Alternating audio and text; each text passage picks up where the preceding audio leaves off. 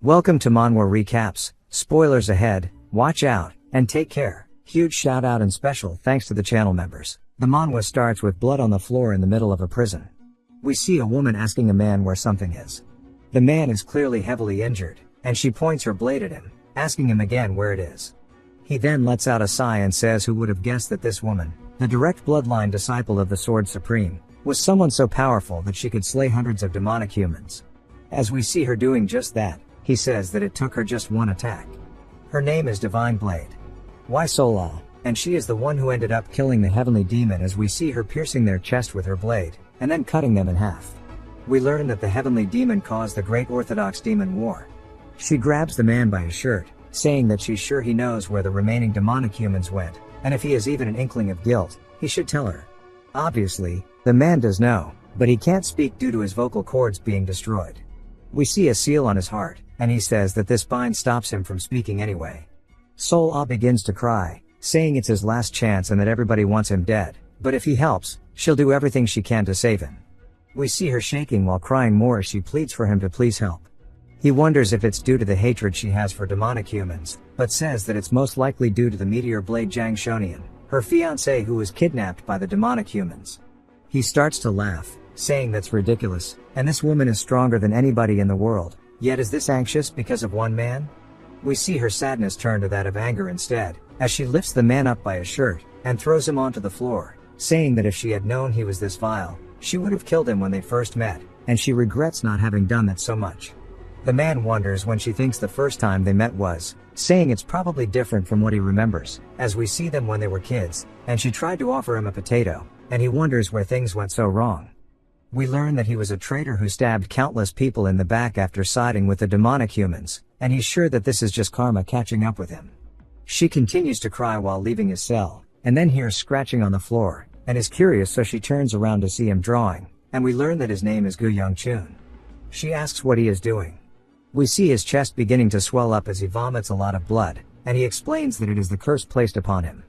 He starts to use his blood as ink, and we learn that if he breaks the conditions, his heart will explode, killing him. And that it is called the heavenly demon's demonic art, which forces somebody to be loyal. She starts screaming out his name, and puts her hand on his back, but to him, her voice is too muffled to understand what she's saying. He wonders what she would do if he told her that he was framed and that none of it was from his own volition, and he wonders if she would believe him. We see him continue drawing, and he says that it's not like he has those excuses to give anyway. She's surprised by what he drew, and he says there's no point worrying anymore and that he is done as he finishes writing his sentence. We see his body begin to contort as his heart has exploded inside of his chest, and he says he is done. We see him starting to lose consciousness, and he wonders why he lived this kind of life in the first place. We see him hiding away with a woman, and that she's clearly injured. She reaches her hand out, touching his face, and we learn that it's his sister who smiles, telling him to be happy. Sola continues yelling out to him, asking him if he can understand her, but Young-chun is too lost in thought, wondering about the regrets that he has built up to make his life. It jumps to yet another woman inside of some sort of cave, and we see somebody walking towards her. The man stands before her, and the woman asks if it's him, and then she begins to apologize as we see her. She has lost her eyesight. It's another flashback, and we see Young-chun making a sad face. This must be another one of his regrets. Sola keeps calling out to him, and begins to cry as the tears drop on his cheeks. He says everything in life has been nothing but regret, and he flashes back one more time to a woman asking if he is crying, and he tells her that it's just the rain. She laughs, saying that she understands, and asks him if the moon has risen yet. He says yes, and that it's up there, and she smiles, saying both are here then, and that's good. Then we see her hand go limp, as she succumbs to her injuries. We learn that Young-chun was born in a renowned clan of the Orthodox faction, and lived most of his life as an Orthodox martial artist before betraying them and turning to the demonic side. But the demonic cult lost the Great Orthodox Demon War, and Gu Young-chun was tortured as a prisoner of war before he ended up also dying due to the effects of the curse, as we see him close his eyes. He then starts to hear a little girl asking him if he wants a potato, multiple times, and then it's a little girl trying to give him a steamed potato. Young-chun is completely taken aback. Young-chun says that he's sure he violated the curse, and that his heart had exploded, which caused him to die inside of Sola's arms. But yet, he feels his heart beating normally, as if nothing happened. Besides that, judging from his small and clean hands, he seems to be much younger, and he says that it must be a dream. And he looks over, wondering why it's the first time that he met Sol Ah. He looks at her potato and wonders what he said the last time. We see that he knocked the potato out of her hands, causing it to get all dirty, and then stomped on it in front of her, asking how dare she get near him, and that she needs to know her place. He sighs, asking why he said that, and smiles, saying that if he's dreaming about this, then he must regret it quite a bit. Sol Ah looks a bit scared, asking if he doesn't like potatoes, but he takes it, smiling, telling her that he'll enjoy it, and then takes a bite out of it, only to burn his tongue, asking why it feels so hot even though it's a dream. Sol Ah laughs and tells him that his face has turned red. We then hear a man calling out to him while running over. He says that he suddenly disappeared, and that he looked all over for him. Young Chun says that it's his bodyguard. He recalls his name being Muyin. Muyin says that he was worried, he thought something had happened, and then sees his tongue all burnt, as well as the steaming potato. He goes to draw his blade, but Young Chun tells him that it's fine, and to give it.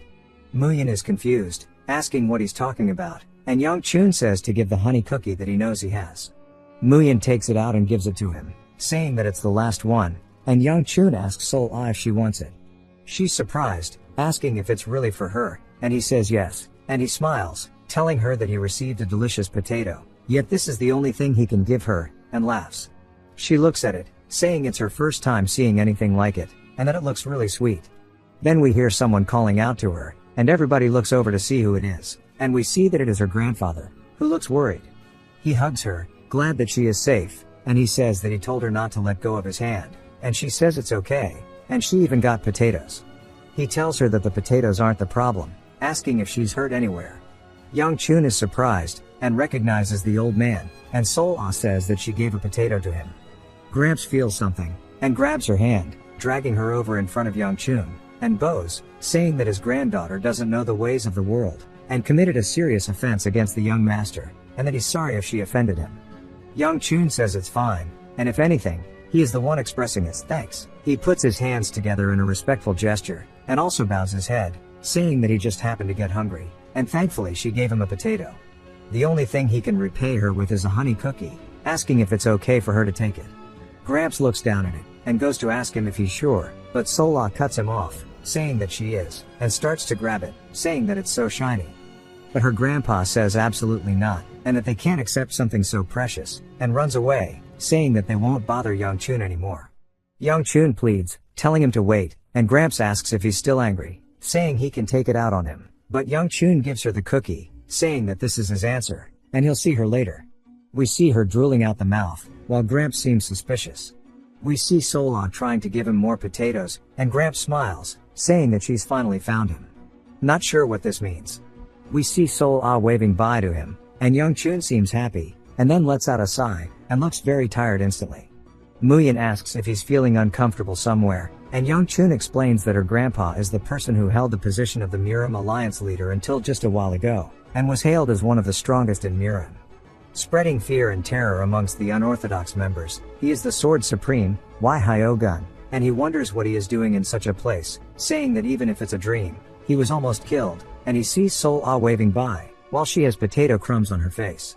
He sighs, as he is pleased with how the dream turned out.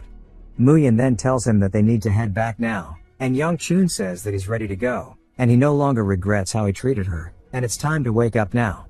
Then we see them arriving at his house, and Muyin tells him they're here. Young Chun looks confused, wondering why the dream isn't over, saying that if it's a dream, he should definitely wake up, and if it's not a dream, he wonders if it's related to the curse that was placed upon him by the heavenly demon. We hear a girl saying fascinating, and Young Chun turns, as we see her saying that she didn't think he'd come back home instead of running away, even though their father is coming home. Young Chun says that this is the flame sword, Guyonseo, his second older sister, and more than anyone she despised him the most. He realizes that since everybody is here, they are gathered because his father is coming home, and Yonseo asks him what he's doing this time, saying that if he's planning something, that he needs to end it here and screw off. He tells her that he's only here because he has to be. She gets annoyed by his response, saying that he's never shown his face until now. He says that that is indeed his fault, and he'll apologize to the clan head later. Muyin is surprised, but we see Yonseo is still angry, and she yells out his name, while releasing her aura, shattering the ground below her, as she walks towards him. She says that she doesn't know what trick he is planning on pulling this time, and it would be good to stop now, as she is starting to get really angry. She keeps chewing him out, and he tells her to wait, saying that their father is coming, as we see a horse arrive, and a man sitting atop it, who asks them what is going on. We see everybody respectfully bowing to the clan head, and he looks down at Young Chun, who glances back up at him nervously. We see his father making a curious expression, and he calls out to the minister, asking him if he has a sword unit that's prepared. The minister says that the first sword unit has been resting after coming back, and the fourth sword unit is currently preparing. The clan head tells him to rush the fourth sword unit and come find him. Young Chun says he doesn't know if this is a dream or reality anymore, but that gaze is as burdensome as ever. As his father continues to walk away, he says as for the third child, once the meal is over he needs to come to his room. Young Chun looks worried and asks Muyan if he has any digestive pills. Later that night, we see them inside the banquet hall as they have been given food. Young Chun says the atmosphere here is the same as ever, and he can't tell whether he's eating through his lips or nose, whatever the hell that means. He says it's uncomfortable enough that he called him separately, so it would be great if somebody could do something about the atmosphere here. His father then calls out to Yeonseo, saying that he heard she had an achievement in martial arts, and she smiles, saying yes. She became a 3-star a few days ago. He calls her advanced for her age, saying it's good to see that, and she needs to continue devoting herself. She bows and thanks him, and Young Chun says that it is actually quite impressive. But it makes sense as she is very talented and hardworking and didn't realize that she knew how to smile, saying that she looks better when she is smiling. But he instantly takes it back as she starts mugging him. His father then calls out to him, which surprises him, and says that he heard he went out on the streets. Young Chun says yes. He had something to do, so he briefly went out. His father thinks about something, and then sits up, saying that he will go first and they can finish eating. He says that his father looked like he wanted to say something, and he's sure he will mention it after the meal. A girl then tells Young Chun that the clan head says to rest well today and to come to his room tomorrow instead. Young Chun wonders what's with the change. We see Young Chun glaring out his window, saying that seeing as he still hasn't woken up, it's not a dream, and that this is regression, which he has heard about before. He takes his hand off his face and starts to clench his fist, saying that maybe this means he will be able to kill the heavenly demon first, but realizes that's absurd. Asking how he could kill the heavenly demon when they killed all 3 supremes who were said to be above the heavens. When he thinks about his past life living as a demonic human and all of the bad things he did. Living like a dog. It's no wonder why he has nothing but regrets left inside. But it's not like it was worthless, as he realized so many things from it. If he has been truly reborn, he wants to choose a different life. The heavenly demon will be killed by Sola anyways, and the demonic cult will disappear as well. Until everything is resolved, he just wants to live a quiet life doing what he can, and that he can't miss this opportunity, so he can stop himself from making the same regrets. He sighs, saying the first thing he needs to do is start improving. He takes a deep breath, channeling the energy into his core as we see it blaze up. He laughs, saying that he searched his entire body, yet this is all of the internal energy he managed to find. And seeing how pathetic it is, it makes him realize how much more incredible his sister is, as she's already a 3-star. He says it's not like he doesn't have options. He can train with the cultivation technique only passed down to the blood relatives of the Gu clan called the Gu Flame Will Arts. By cultivating slowly, as if he's blooming a flower. Once he becomes a 4-star, he'll be able to emit flaming internal energy. And when he becomes a 7-star, he'll be able to wrap it around his body, as we see him using his father as an example. And he says right now he is just a mere 1-star, and he needs to gather as much energy as quickly as he can and polish it to raise his level. This is the only way for him to live a smooth life, unlike his past life, and he shouldn't be borrowing the power of demonic humans, but instead focusing on increasing his own. We see him cultivating his energy as it starts spiraling towards his core. And he says that the problem here is that if he tries it, he might die as we see him straining.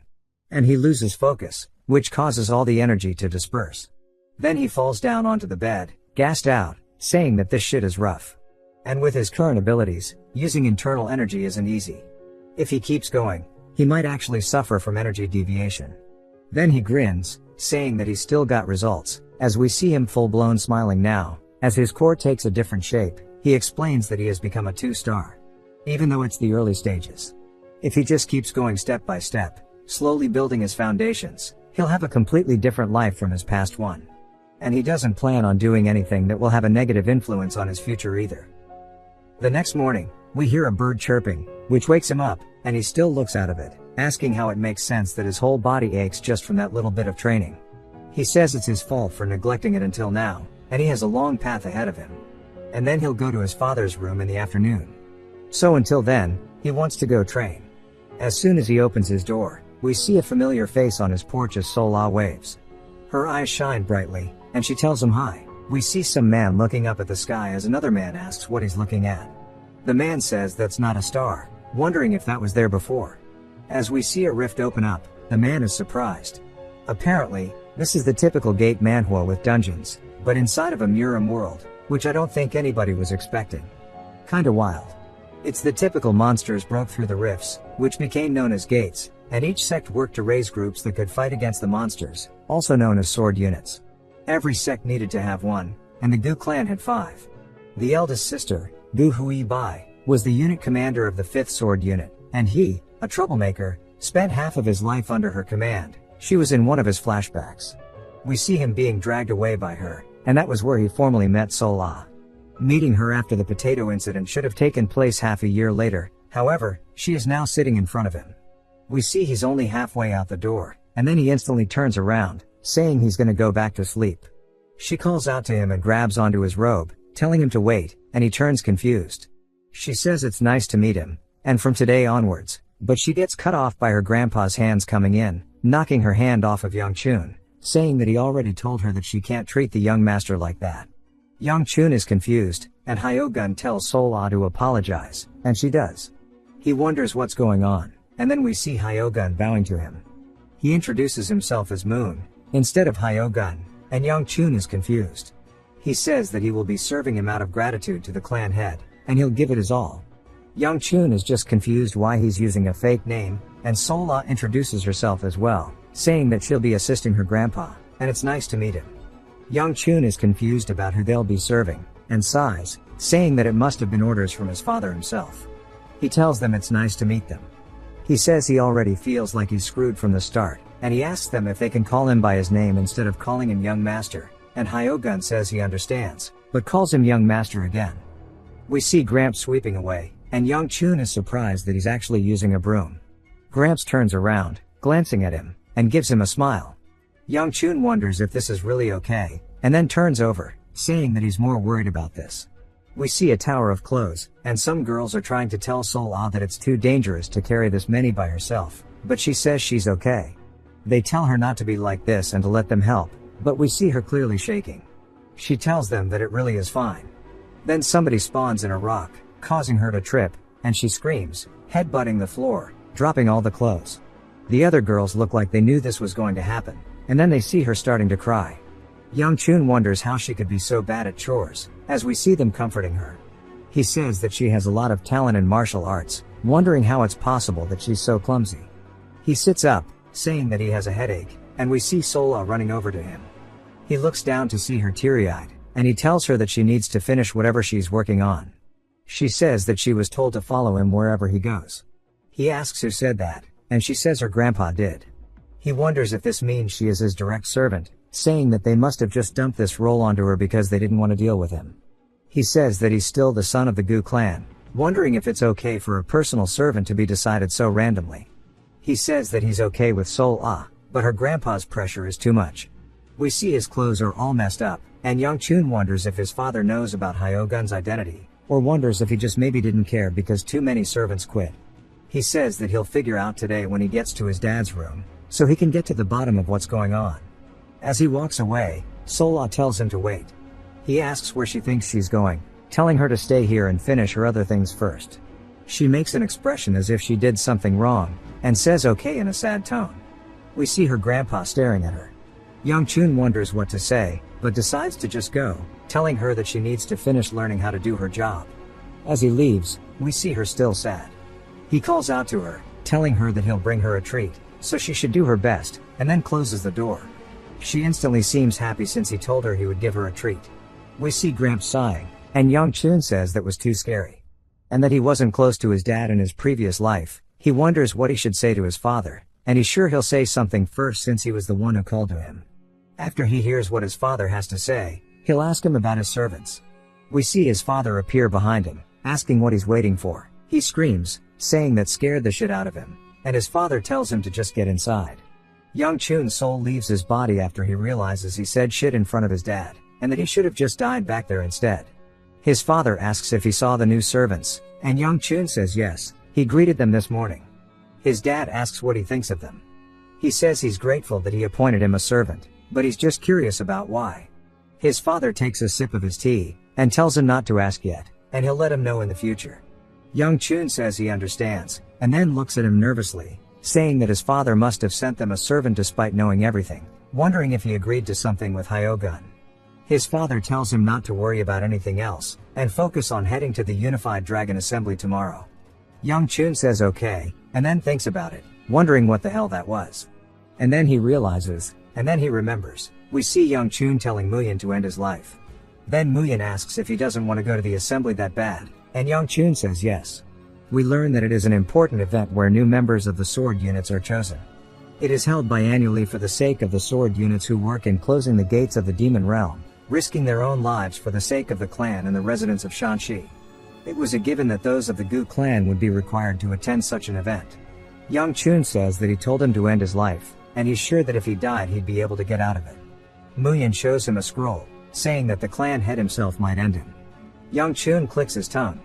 Muyin reminds him that even Elder Li will be there, which surprises Young Chun. Muyin reminds him that Li said he would give him a beating if he ran away again. Young Chun starts to look worried, saying that he was wondering who it was, and among the elders, Elder Li was especially nasty.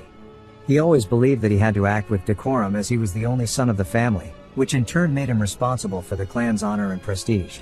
And he's someone he should be grateful to, but he's quite a brutal man. Young Chun says despite that he would come find and teach him whenever he had time, but all of the scolding and punishment made him want to avoid him. Even his father was never attentive to him. Young Chun says it's amazing how he managed to turn out to be such a loser despite his lessons. Muyin asks what he's talking about, and Young Chun says he's just yapping to himself, asking when they leave. Young Chun says it's as soon as everybody is ready. We hear all the other girls gassing up Sola, and Young Chun asks Hongwa if she's ready yet. She says that she's sorry, and she was trying to take care of Sola. Young Chun asks if she's caused trouble again. She tries to explain it, but they decide that he should just see it for himself. Young Chun is surprised by how different Sola looks compared to normal, and we see her blushing as well. She runs up to him and says that everybody told her that she was really pretty, and he turns away, asking so what, but admits that she is. She then tucks her hair behind her ear, asking if he agrees with him. Bro starts to steam out of his ears and asks everybody what they're waiting for, saying that it's time to go. She repeats it, and he ignores her, saying it's time to go. It jumps to them on a carriage, and she's sticking her head out like a dog, saying that it's cool, and that it's moving really quickly. Hui Bai asks if this is her first time riding one. Sola says yes, and she thought horses were just for eating. She didn't think they could run this fast. Hui Bai asks what she means by the eating part. But the conversation shifts to Young Chun asking where the assembly is going to be held. Muyin says it's going to be held at the Heavenly Exchange. Young Chun says it's the most famous shopping district in Shanxi, and it seems like Elder Li put a lot of effort into this one. Muyin tells him it'll take about 4 hours, saying he should sleep. Young Chun says that it'll be good, and he didn't sleep due to all of his training last night. Then he hears Sol Ah yelling about how horse meat smells funny, but it tastes great. He then shoves something into her mouth, telling her to shut up, and we see her eating it. She turns into a little piggy, and Young Chun sighs, saying it's finally quiet, and he'll get some sleep. He closes his eyes, but wakes up to her calling out to him, and he says there's no more cookies. She says she sees. Muyin asks Sol Ah if she told Young Chun they've arrived. Young Chun then raises up and looks out the carriage window to see them. In the middle of the street, he says that he guesses because it's a big festival, and there's a lot of people here. We hear a man saying that he must be tired from his long journey, and he introduces himself as Chun Ischil, the vice merchant head of the Heavenly Exchange, saying it's an honor to meet him. Young Chun also introduces himself, saying likewise. Ischil says that the first day here went by smoothly thanks to Elder Li and Miss Gu's efforts, and he's sure that Young Chun's tired, so he'll guide him to his room. Young Chun wonders if he's talking about Yunseo, saying that hopefully he doesn't come across her. He takes him to his room. Young Chun says that would be a big worry. And then we see right in front of him in the hallway is none other than Yonseo, and she clicks her tongue while making an angry face at him. He greets her. She tells him not to be so casual, and he'll piss her off. She says that she doesn't think he'll cause trouble here at the assembly, and that he needs to get rid of any funny ideas he has. There's nothing more dangerous than shaming the family name. Young Chun tells her he wants to be as quiet as a mouse, and she doesn't need to worry about him. She gets angry, saying she wasn't worried about him in the first place, and then she spots Sola beside him, and she instantly hides while looking afraid. She sighs, saying that she guesses old habits never die, asking if he's going to act like he usually does here too. And he asks what she's talking about. She says that she thought he had changed, but she guesses that's not the case, and she slams her door. Young Chun wonders what's wrong with her, and Ischil says they can keep going. Young Chun apologizes for what happened. Ischil laughs, saying not to be, and he knows brothers and sisters fight all the time, and that he'll take him to his room. Young Chun asks if they can go somewhere else first. We see them at the stadium where the assembly is going to be held, and it is quite large. Sola is surprised, saying that she's never seen something like this before. Young Chun laughs, saying that while he did hear that the merchants value each other's financial power through how much money they dump in festivals, this is way too much.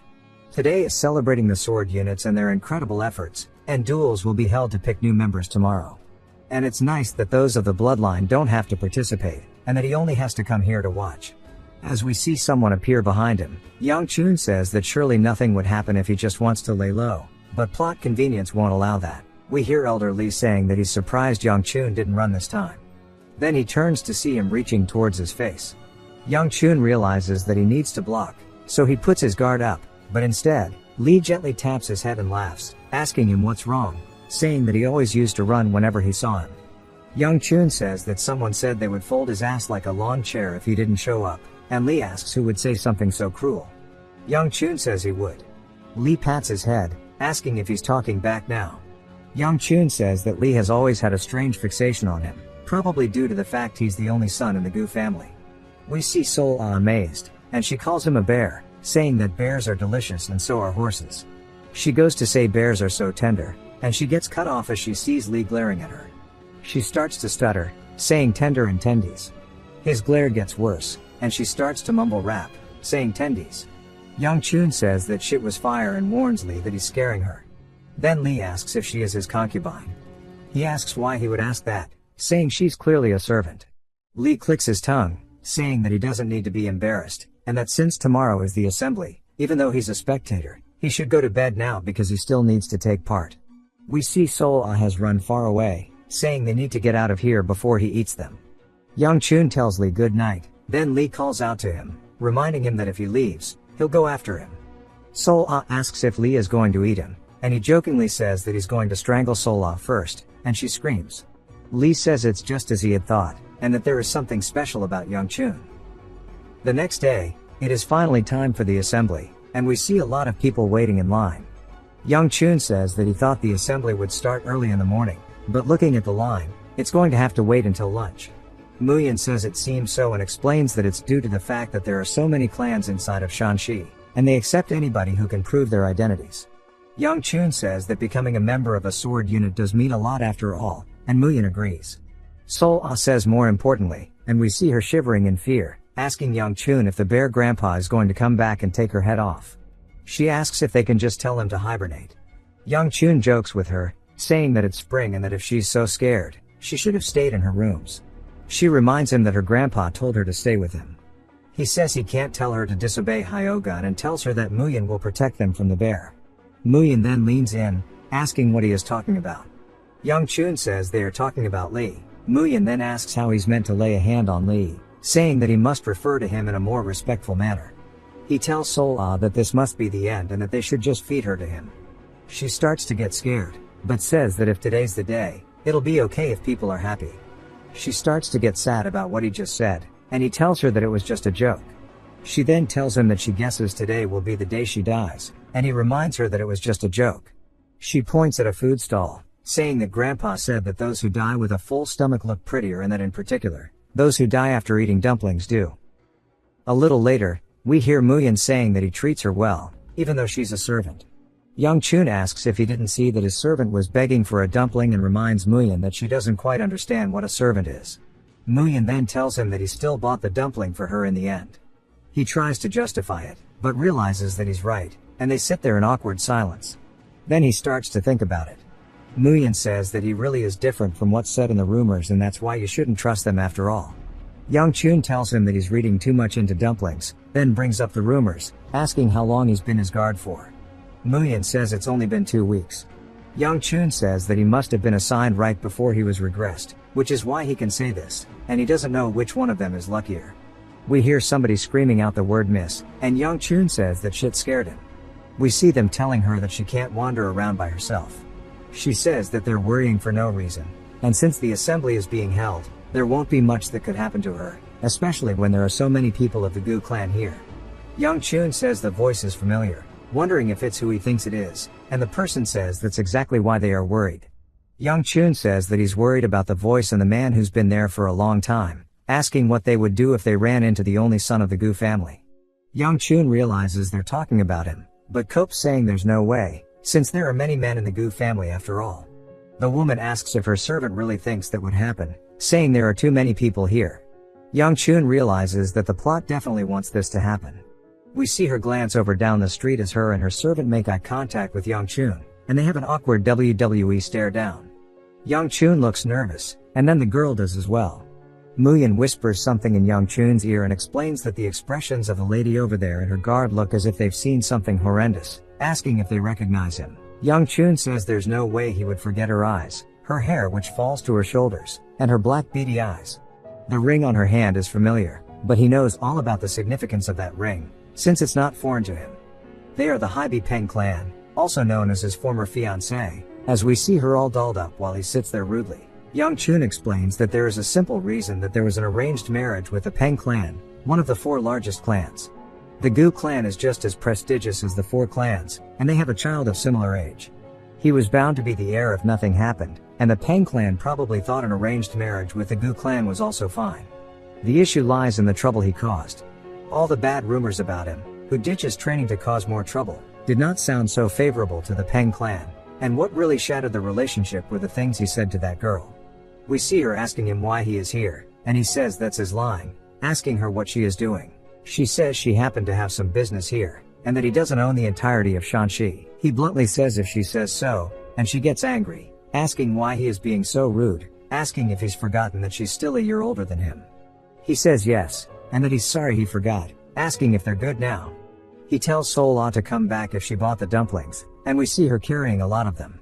He tells the girl whatever she's here for, he hopes she has a good stay, and that he's busy, so he'll see her later. We see her making a confused face. We hear the woman's thoughts as she says of course, it had to be right when she's busy enough dealing with her brother. She sees Sol-Ah beside him and wonders if she is a servant since she never met her. She wonders if he could have changed since he is such a cute servant around him. We see when they first met, he was very rude to her, saying that she was nothing but the daughter of a concubine. We see her pissed off, grabbing onto his collar, asking him to repeat what he just said. He says it's not like he is wrong, and she hits him across the face. She says she was prepared to endure it all, even if it was an arranged marriage, even with all the terrible rumors about him, just for the sake of her clan. Her attendant begs her to calm down, and we see her brush her away. She stomps right beside Young Chun's head, saying screw the marriage, and that she's just going to kill him here.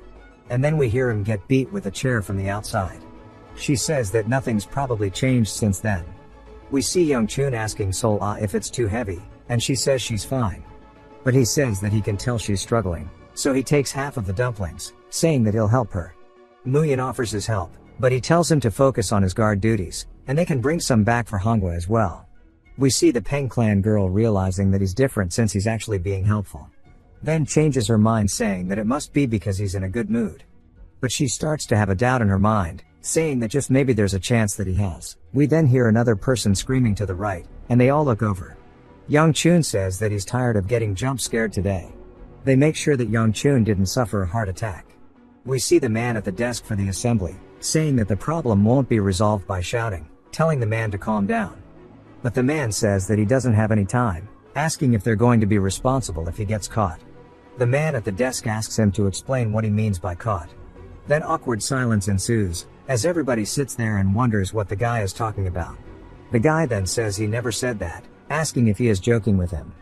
Muyan says they should help, and Young Chun asks if they have too, saying that anybody can participate in the assembly. Obviously, only if they prove their identity. Muyin says he was talking about if they should allow him to keep continuing his scene.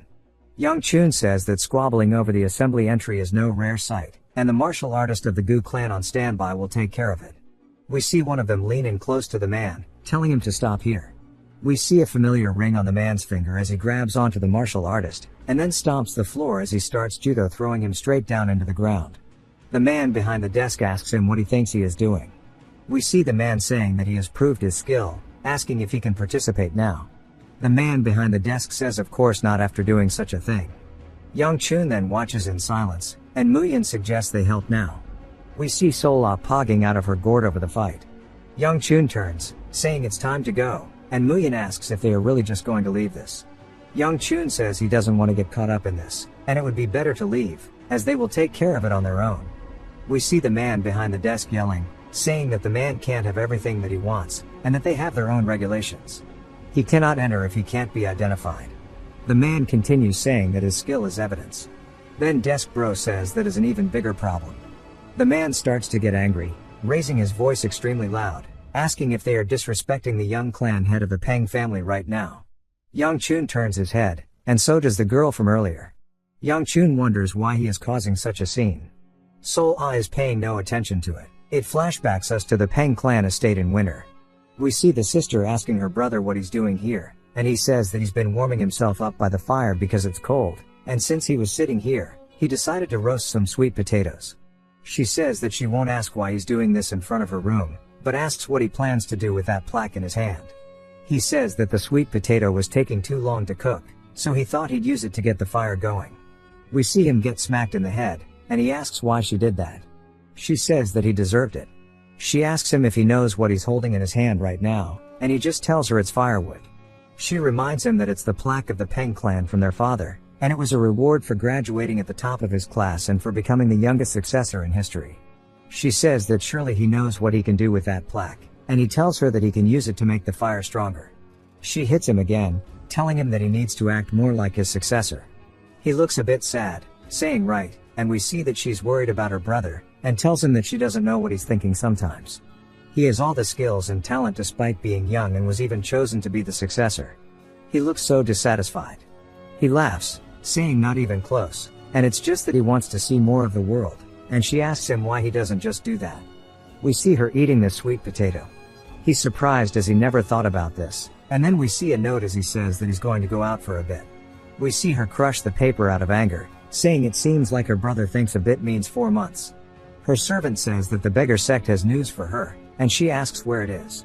The servant tells her Shanxi, and she wonders why her brother would go so far. Back to the present. We see her brother asking them why he can't, saying that he showed them everything that he can, and that he really wants to attend the assembly. Deskman tells him that they're not in a position to let him in, and the brother continues, saying he doesn't have the time, asking if he has to show him the Dark Knight blade for him to believe him. Muyin asks if he heard that. Young Chun says that's the exclusive technique of the direct bloodline of the Peng clan. Young Chun decides that it's best for him to get out of here, and he goes to turn. But we see Lee walking in, putting his hand on his face, calling out to the brother, saying that since he brought up the dark blade, it means that he's not a fraud, and tells them that he definitely seems skilled enough, so to let him participate. They are all surprised. The brother introduces himself as Peng Wujin, the successor of the Peng clan, and says it's an honor to meet the pure flame fist of the Gu clan. Lee laughs, saying he hasn't heard that name in quite a while, and that he can participate, not to worry. The deskman tries to tell Lee that they can't confirm whether he's the successor or not. Lee says he's pretty sure he is. The man asks how, and Lee says he looks exactly like his father does, and look at how built he is, as that is the physique of the Peng clan. He says that the ring on his finger is also enough to prove his identity. We learn that the little sister's name is Ahui, and Young Chun recognizes the ring, saying she has the exact same one. Lee asks Wujin to tell them the real reason that he wants to participate in the competition when its purpose is to choose new members for their sword units. Wujin says that it's no fun in the Peng clan.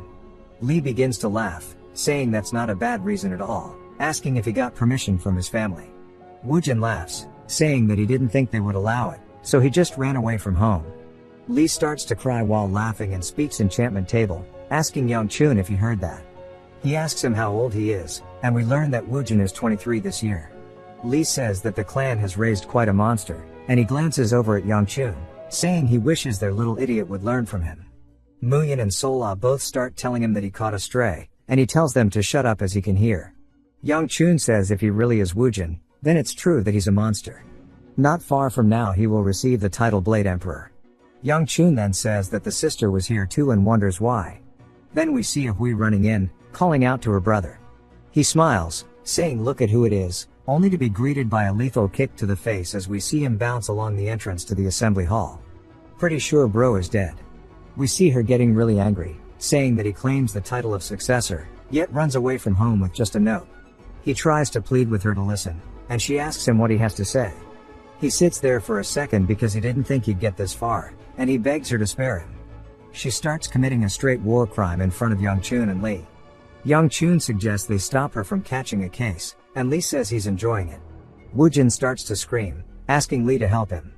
Young Chun asks if he's sure he's not going to step in, and Lee says maybe he should.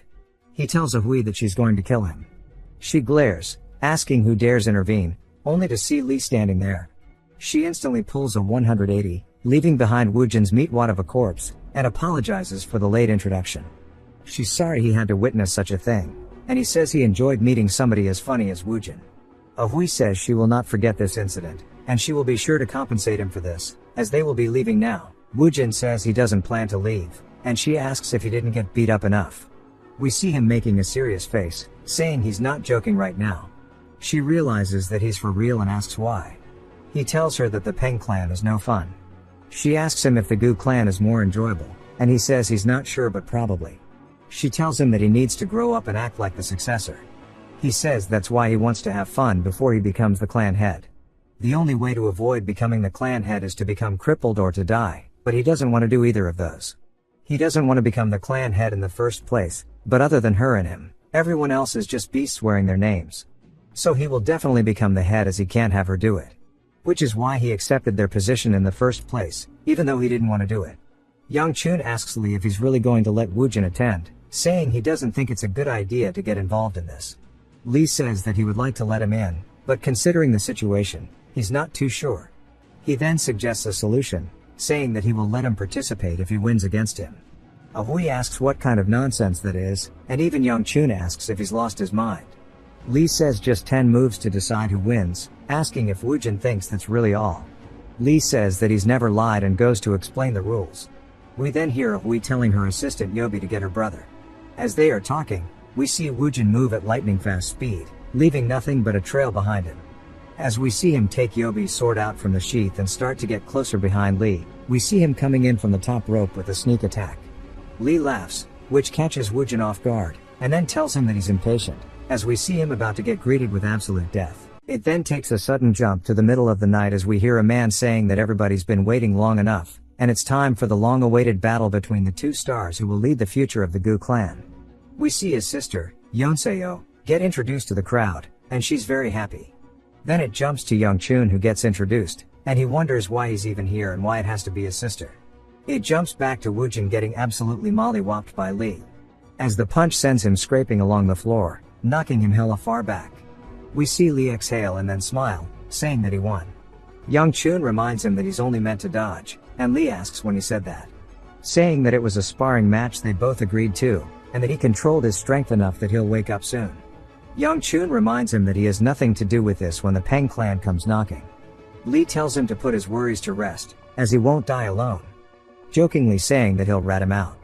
Then he calls out to Hui, saying that he had nothing to do with this, and it was all on Lee's own accord. She tells him that she doesn't mind, and it's a relief that Woojin is on the floor. And who knows what type of trouble he would have caused, which must be why he asked for a fight. Lee laughs, asking if she truly thinks that's the case, saying he just did that because he was bored. Young Chun wonders how he became an elder in the first place, saying that this clan is going downhill. Sol Ah then starts to tug on Young Chun's shirt. He thinks that she's afraid of Lee and says that they can leave. But she says that's not it. Then she starts imitating his punches, making some straight comic book sounds. Young Chun says that her expressions are so honest, and he wonders how she ended up saving the world. Lee laughs at her, saying that she has a better eye than Young Chun does and she'll give him a present.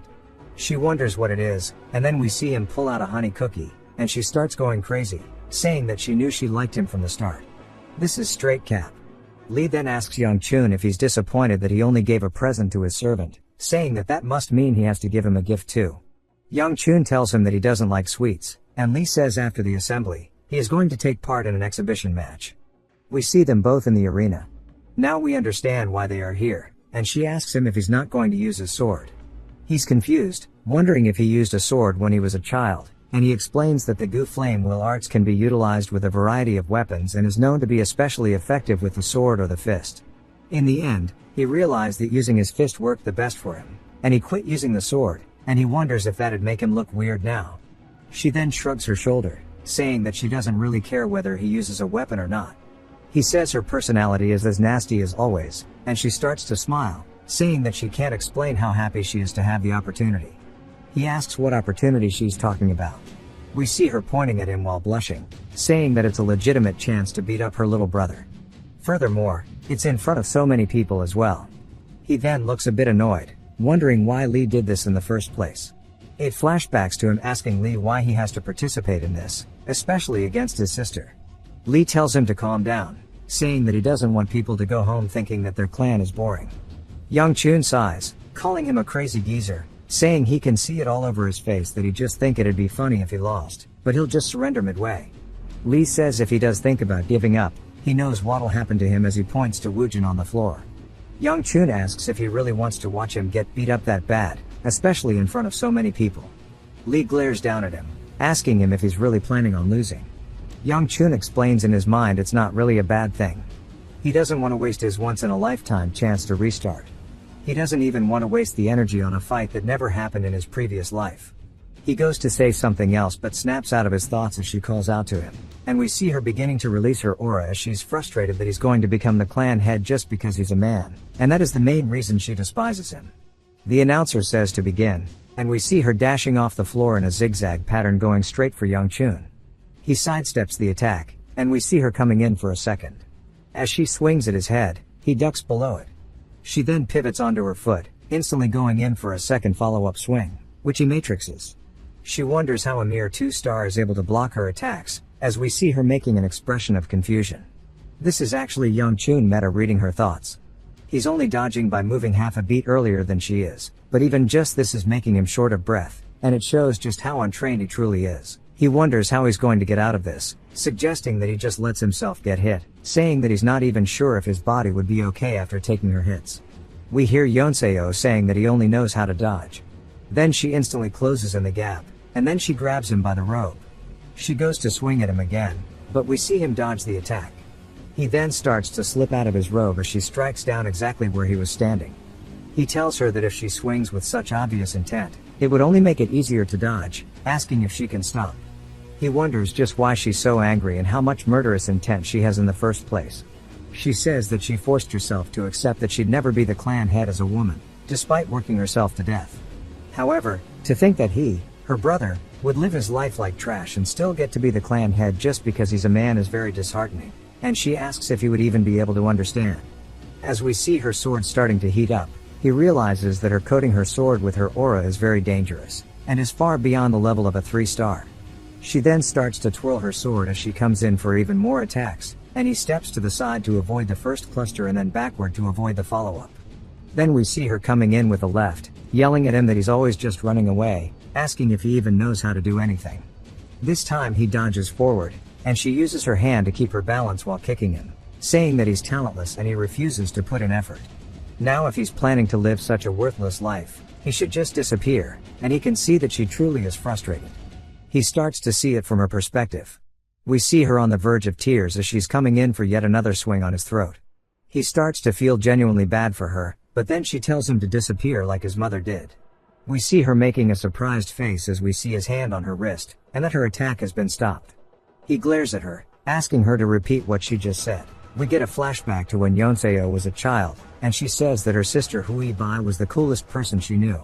At only 15, she received the title of Sword Phoenix, and at the age of 20, she graduated at the top of her class at the Divine Dragon Academy and was appointed as the 5th sword unit leader of their clan.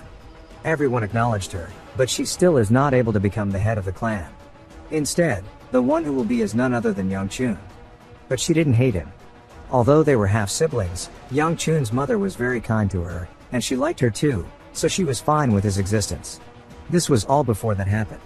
One day she suddenly disappeared, and father sent out the order not to look for her, so nobody did. That was when it started. Young Chun spoke and acted rudely towards everybody, and rumors spread that he touched his maids.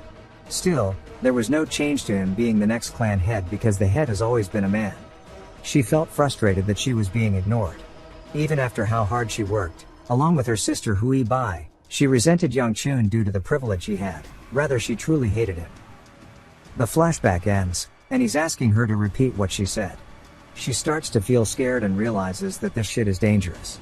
So she jumps backward to create distance, but he instantly surpasses her, getting to her back. She turns only to see his fist flying in. Then it jumps back to just a little earlier as we see Hui surprised at how talented Yeonseo is, even though they're the same age, and she doesn't feel like going around telling anyone she's from the Peng clan anymore.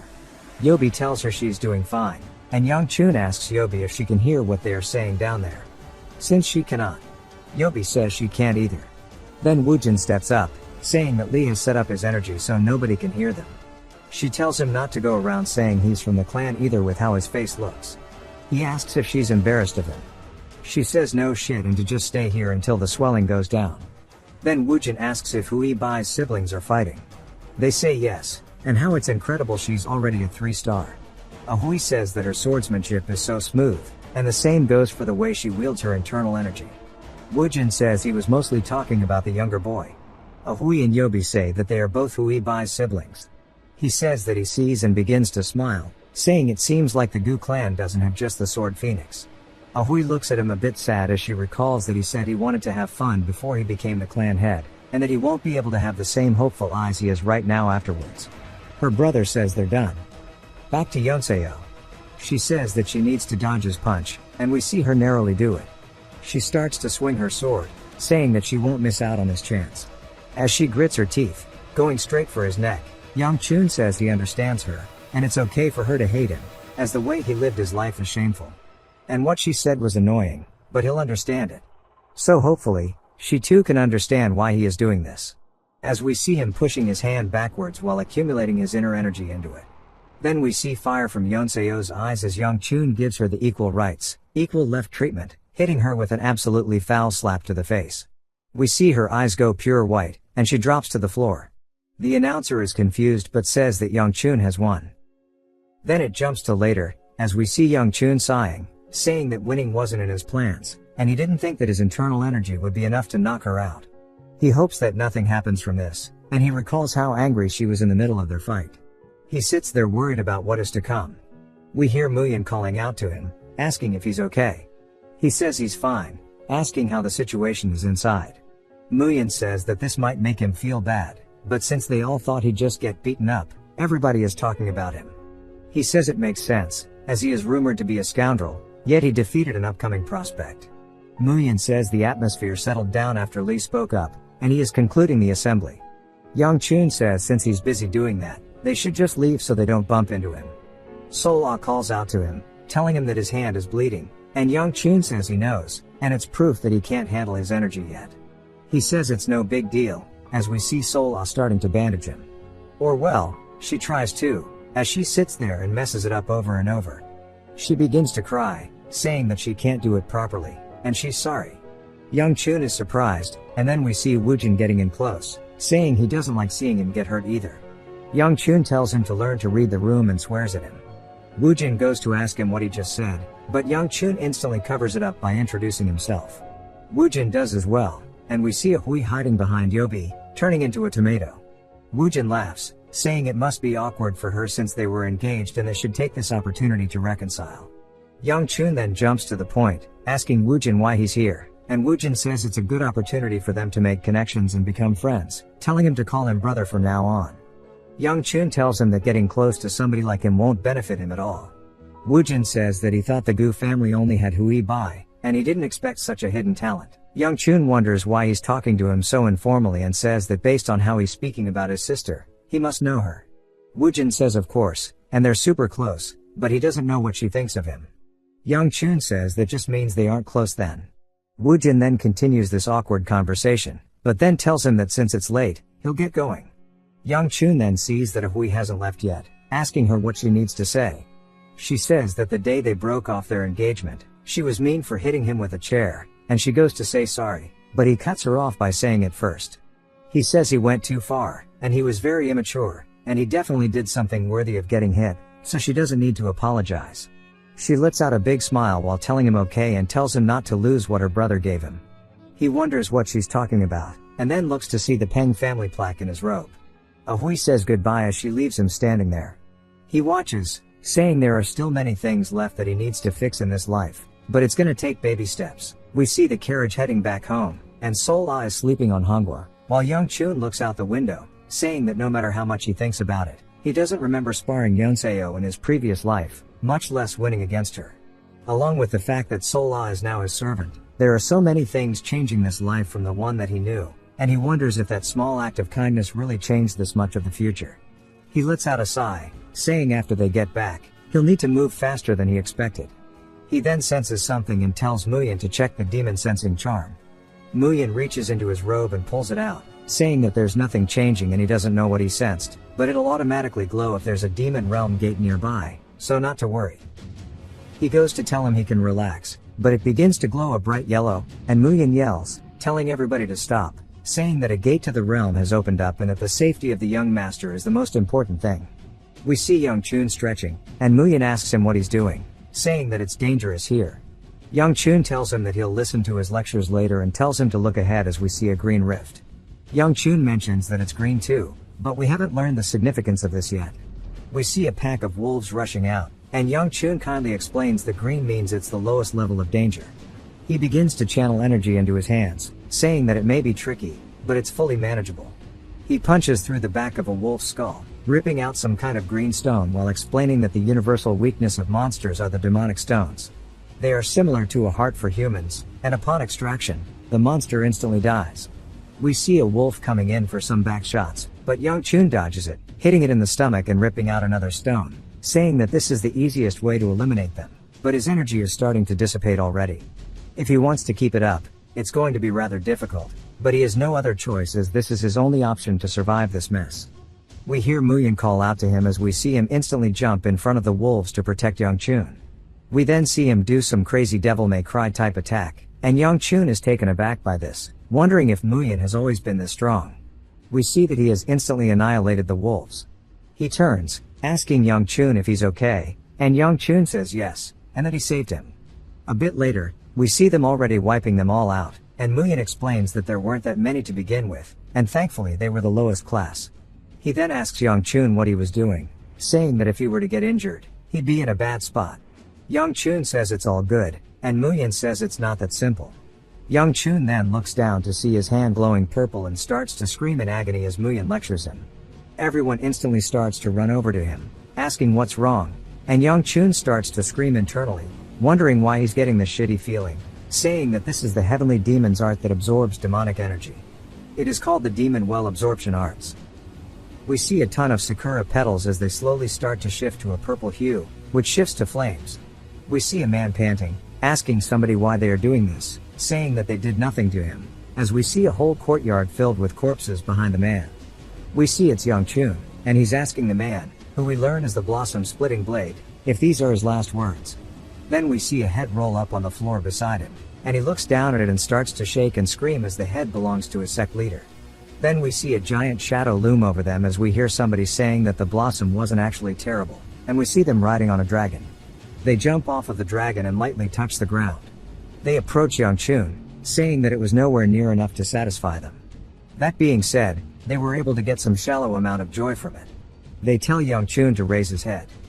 Flashback ends, and we see the demonic energy slowly starting to get entangled with his own energy. Young Chun is confused by this, wondering if the flame will art is purifying the demonic energy, and then says rather it's consuming it, and that this never happened in his previous life. We see Muyin and Sol-Ah calling out to him as he wakes up, asking him if he's okay.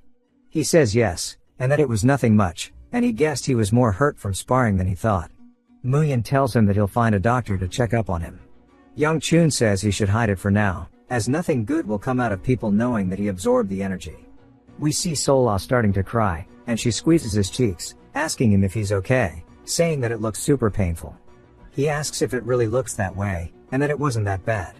She says that his face looks really bad.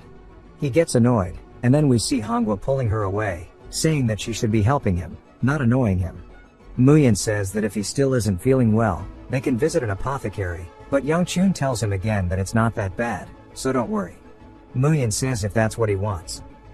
Young-chun looks down at his hands, saying he no longer feels the energy, and he wonders if it really was purified. Seeing how the color of the demonic stone faded, the energy must have been absorbed.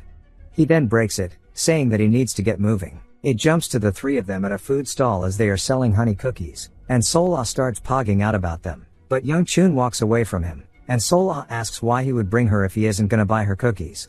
We get a flashback of her hugging onto his leg as he said that he needs to go to the market, and she begged that he take her.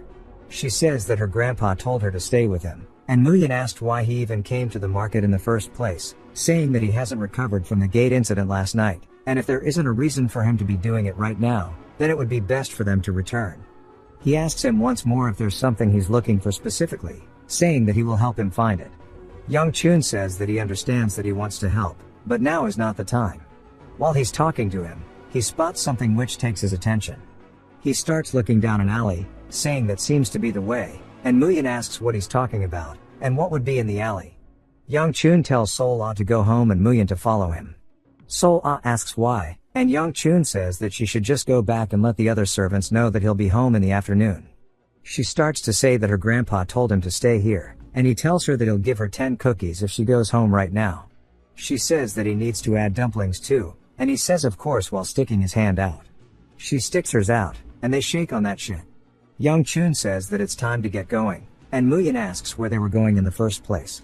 Young-chun tells him that he'll find out. As they walk down the alley, he looks around saying it's somewhere around here. Muyin warns him that this area is dangerous, but he says he knows, and then spots something saying that he found it as we see a grotty-ass building.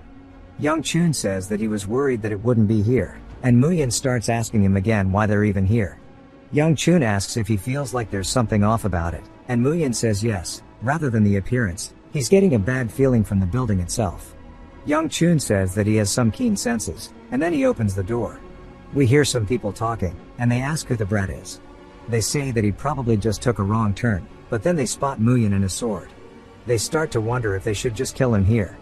Muyin looks apprehensive and reaches for his blade. Then a man begins to walk forward with a candle, calling out to them saying that this isn't a peaceful area to be poking into, asking Young-chun why he brought him all the way here. He says that he's here as a customer. The man laughs, saying it seems like the kid has an attitude, and he thinks he can fix it by cutting off his tongue. Muyin shouts at them, but Young-chun tells him to back down for a bit. Young-chun says surely they all recognize who he is from the moment he stepped foot in here, asking if they're aware that the Gu clan will wipe the area clean.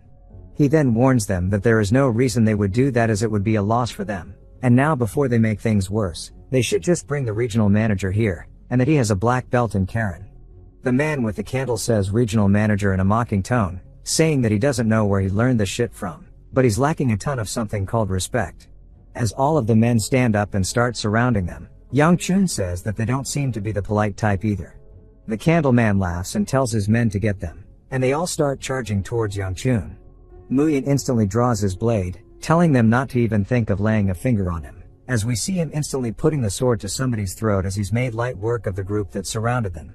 The man starts to sweat nervously, as well as everyone else who just got bodied, as they sit there in anticipation. The man with the candle realizes it's a bad situation but says that he is still the heir of the Gu clan after all, and he also half expected some crazy bodyguard to be attached to him. But he can't bring a kid like this to the regional manager either. He starts to wonder what to do, and then somebody opens the door behind him saying that the regional manager has something to say. The candle man starts to think that he's screwed if that is what the manager said. As they start to talk, Young-chun watches, saying that they are clearly plotting something, and he has no choice. He tells Muyin to go ahead and clean this up, but before he finishes his sentence, the candle man tells him that he can sheath his sword as the regional manager wants to meet him. Young-chun clicks his tongue, saying that they should have said that earlier, and tells Muyin to sheath his blade. Young-chun then says it's time to go. Muyin runs up to him, telling him to wait, saying he doesn't understand what's going on. Young-chun says that it's not a big deal, and he was planning to go to the beggar sect, but there were a few problems. The beggar sect were able to secure a spot among the 10 largest sects due to the information they possessed alone. However, since they are still part of the Orthodox sect, they do not take jobs that would cause trouble. The request he needs is a little problematic, so he has to go somewhere else. If the beggar sect is the best of the Orthodox sects in regards to obtaining information, this is the place for the unorthodox sect, the house sect, and that is why he has come here. As they go deeper into the building, we see them get to the bottom. Someone welcomes them, introducing themselves as the Shanxi branch leader, Do Wanchu. They say that they weren't expecting someone like him to visit and they apologize for coming out aggressively. Yang Chun says it's fine, asking if they'll accept his commission. Wanchu says that he's curious why he didn't go to the beggar sect, but rather to them, part of the unorthodox sect. Yang Chun says that he came because this is a commission that the beggar sect can't do, and it's something that only the house sect can handle, asking why they keep needing to verify it. Wanchu apologizes, saying they didn't mean to make him feel uncomfortable, but due to his last name, they have no choice but to be careful, hoping he understands.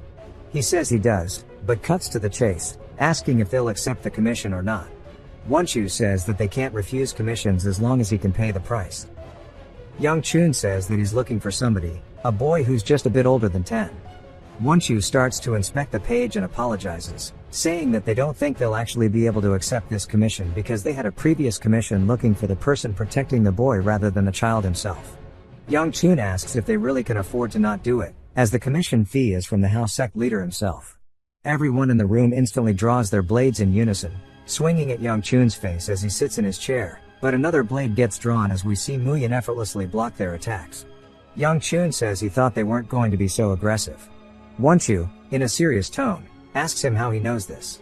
Yang Chun says he's not here to speak riddles and that it's important that they both have the information the other needs. Wanchu asks if he can verify his info. Yang Chun says that they can confirm it themselves, and that carefully considering things like this is something you do when you're in a desperate situation. If they don't need it, then forget it. He'll just go to the beggar sect instead and maybe slip some things up about the house sect leader to them. Wanchu sighs, saying that they understand. Yang Chun asks how long it'll take. Wanchu says it'll take about 3 months. Yang Chun says that's fine and goes to leave, saying that when they find them, they can exchange their information.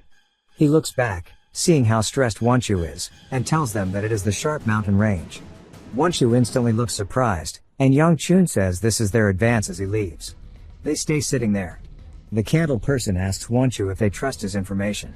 Wanchu says that judging by the fact he knows top secret information, they had no choice but to believe him. But Wanchu wonders what he is thinking, saying that seeing how skilled the guard is who came with him, he must have known they would come out aggressively, and this information can't be something only the young master alone knows. The Gu clan head must be involved in this. Wanchu says damn it, and grabs his throat and starts to peel off his skin. The candle person asks if it's okay for him to take it off, and we see that it's actually a woman. She says that it felt stuffy and there's nobody watching anyway. We learn that the house sect doesn't actually respect, trust, or follow the leader, which is why he was hiding in order to avoid those who were after him. We see her eyes looking desperate, and then she closes them, calling out to her father, who must be the leader of the sect. As Yang Chun leaves and the doors close behind him, he lets out a sigh saying he is relieved. If it came to it, he was going to tell them to come at him, but it's a relief that the little info he knew became of use. What he knows is that the house sect leader was captured by the Dark Knight Palace for more than 5 years, and as a result, the house sect and the Dark Knight Palace go into battle. The Miram Alliance makes a surprise attack, causing the Dark Knight Palace to collapse and the battle to come to an end. But during the battle, the house sect leader dies, resulting in the extinction of the sect. However, he doesn't even know the exact location of the palace. He was lucky, and the fact that the information worked is only because he actually got to meet the branch leader in person. Yang Chun says that this is annoying, but he needs to do this to find the boy who reached the position of top management for the demonic cult at a young age, the tactician known as the brain of the demonic cult, the Heavenly Fang Jugahyuk. He's thinking of finding and killing him. Even Sola struggled because of his tactics, and if he doesn't deal with him in advance, he'll help in the advancement of the cult. Muyan then says that while he does not know who he's looking for, if it'll take 3 months, he'll only hear about it in the summer, and it seems like the people of the house sect aren't as informed as the rumors say they are. Yang Chun says yes, and he will only get to hear about it in the summer. He then thinks about something, wondering why he only just thought of this now, saying that it's around this time that the Jinchuan Yun clan's secret chamber, operated by the First Merchant Association, was discovered. There are countless riches stacked within there, and while all that is nice, they aren't as important as these priceless spiritual pills. A character who rose to a high stage through the power of these pills would become a demonic human later on, which was a huge source of strength for the heavenly demon. Juga Hyuk is also an issue, but so is the chamber. Even if he wants to prevent that, the chamber is still in Sichuan, which is very far away. He closes his eyes, saying there's no helping it, and smiles, saying that it's time to give up. There's no way he could get to Sichuan, and how would he even find a place that's hidden so well? Then it jumps to Sol Ah asking somebody what they're talking about. We hear a boy saying he asked what she thinks of coming to him, and that he'll make her happier. We see Lee surprised, and then he laughs, calling out to Hyogun, saying that he missed a leaf there. He says he came all the way here to Young Chun's house because he was causing trouble. But it's funny to see that this old geezer was the root of it all, and he begins to laugh again. Hyogun laughs as well, and Lee tells him to stop laughing and get to work. Hyogun then breaks the broom, asking Lee what he thinks he's doing. Lee says that he's just assisting him in his disguise as a servant of the Gu clan. Hyogun tells him to help him sweep the floor, and Lee says that he broke the last broom. Then we see Lee picking the pieces up, and Hyogun says he doubted he came this far just to see the boy. Or maybe he did. Lee then asks him if he sensed it too. The kid who refused to train his footwork and ran away 6 months ago has bested his sister. In addition, the flow of his flame will art has stabilized. His talent is too immense to let him be. Hyogun says he doesn't know if it's truly talent, and he's never seen anyone improve so quickly in his life. There must be something about that child, and that the first elder will not stay put if he finds out, and he might already be on the move. Lee says he's definitely that type of man, asking where the boy is now. Hyogun says he doubts he'll cause too much trouble with so many eyes on him. Back to Sol Ah. We get a 4K Ultra HD realistic drawing of her saying that everybody needs to listen to what she's going to say. If they want to know what happened to her, she'll tell them. Last night she had a dream, but it was not good. She hurt tons of people in the dream. Her grandpa knows how much she hates holding the sword, but he made her hurt so many people in the dream. She wanted to stop, but still entered a house, hurting even more. Inside the house, we see a man saying that if he had a little more time, and when Sola goes to call out to him, the man stabs her in the stomach. She then closes her eyes, saying that she's sorry as she struggles to say Young Chun's name. She then woke up due to the nightmare, and she wanted to see Young Chun due to the fact she was scared. Hongwa told her to go to the courtyard. However, she must have arrived way earlier than Young Chun because someone else was in there. The man then started talking about how he'd make her happy, but she's happy with Young Chun. Just then, Young Chun appeared and ended up making a scary face again. And that is where we are currently. Young Chun then tells the man that she is a servant, asking who he is.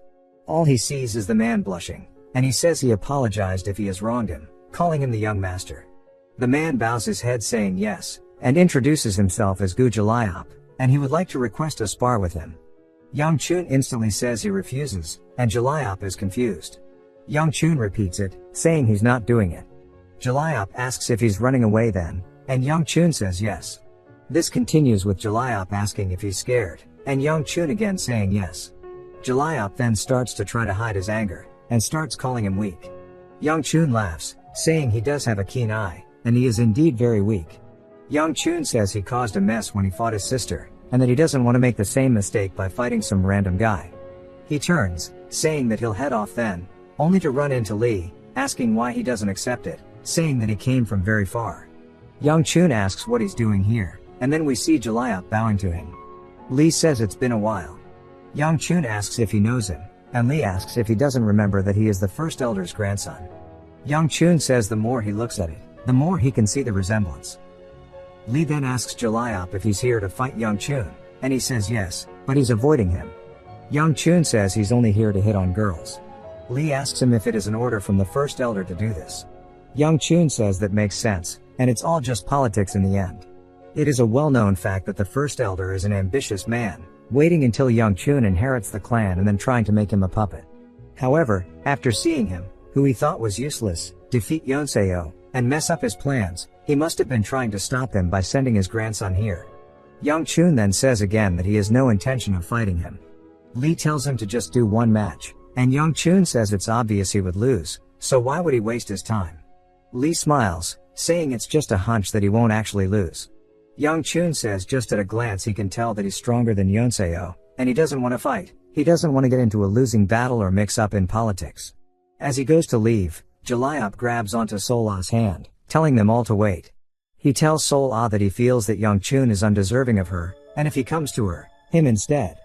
But before he can finish his sentence, Young Chun calls out to him, telling him to remove his hand and follow him, and he'll accept this stupid match of his right now. We see Young Chun squaring up in the ring, saying that he's starting to regret this.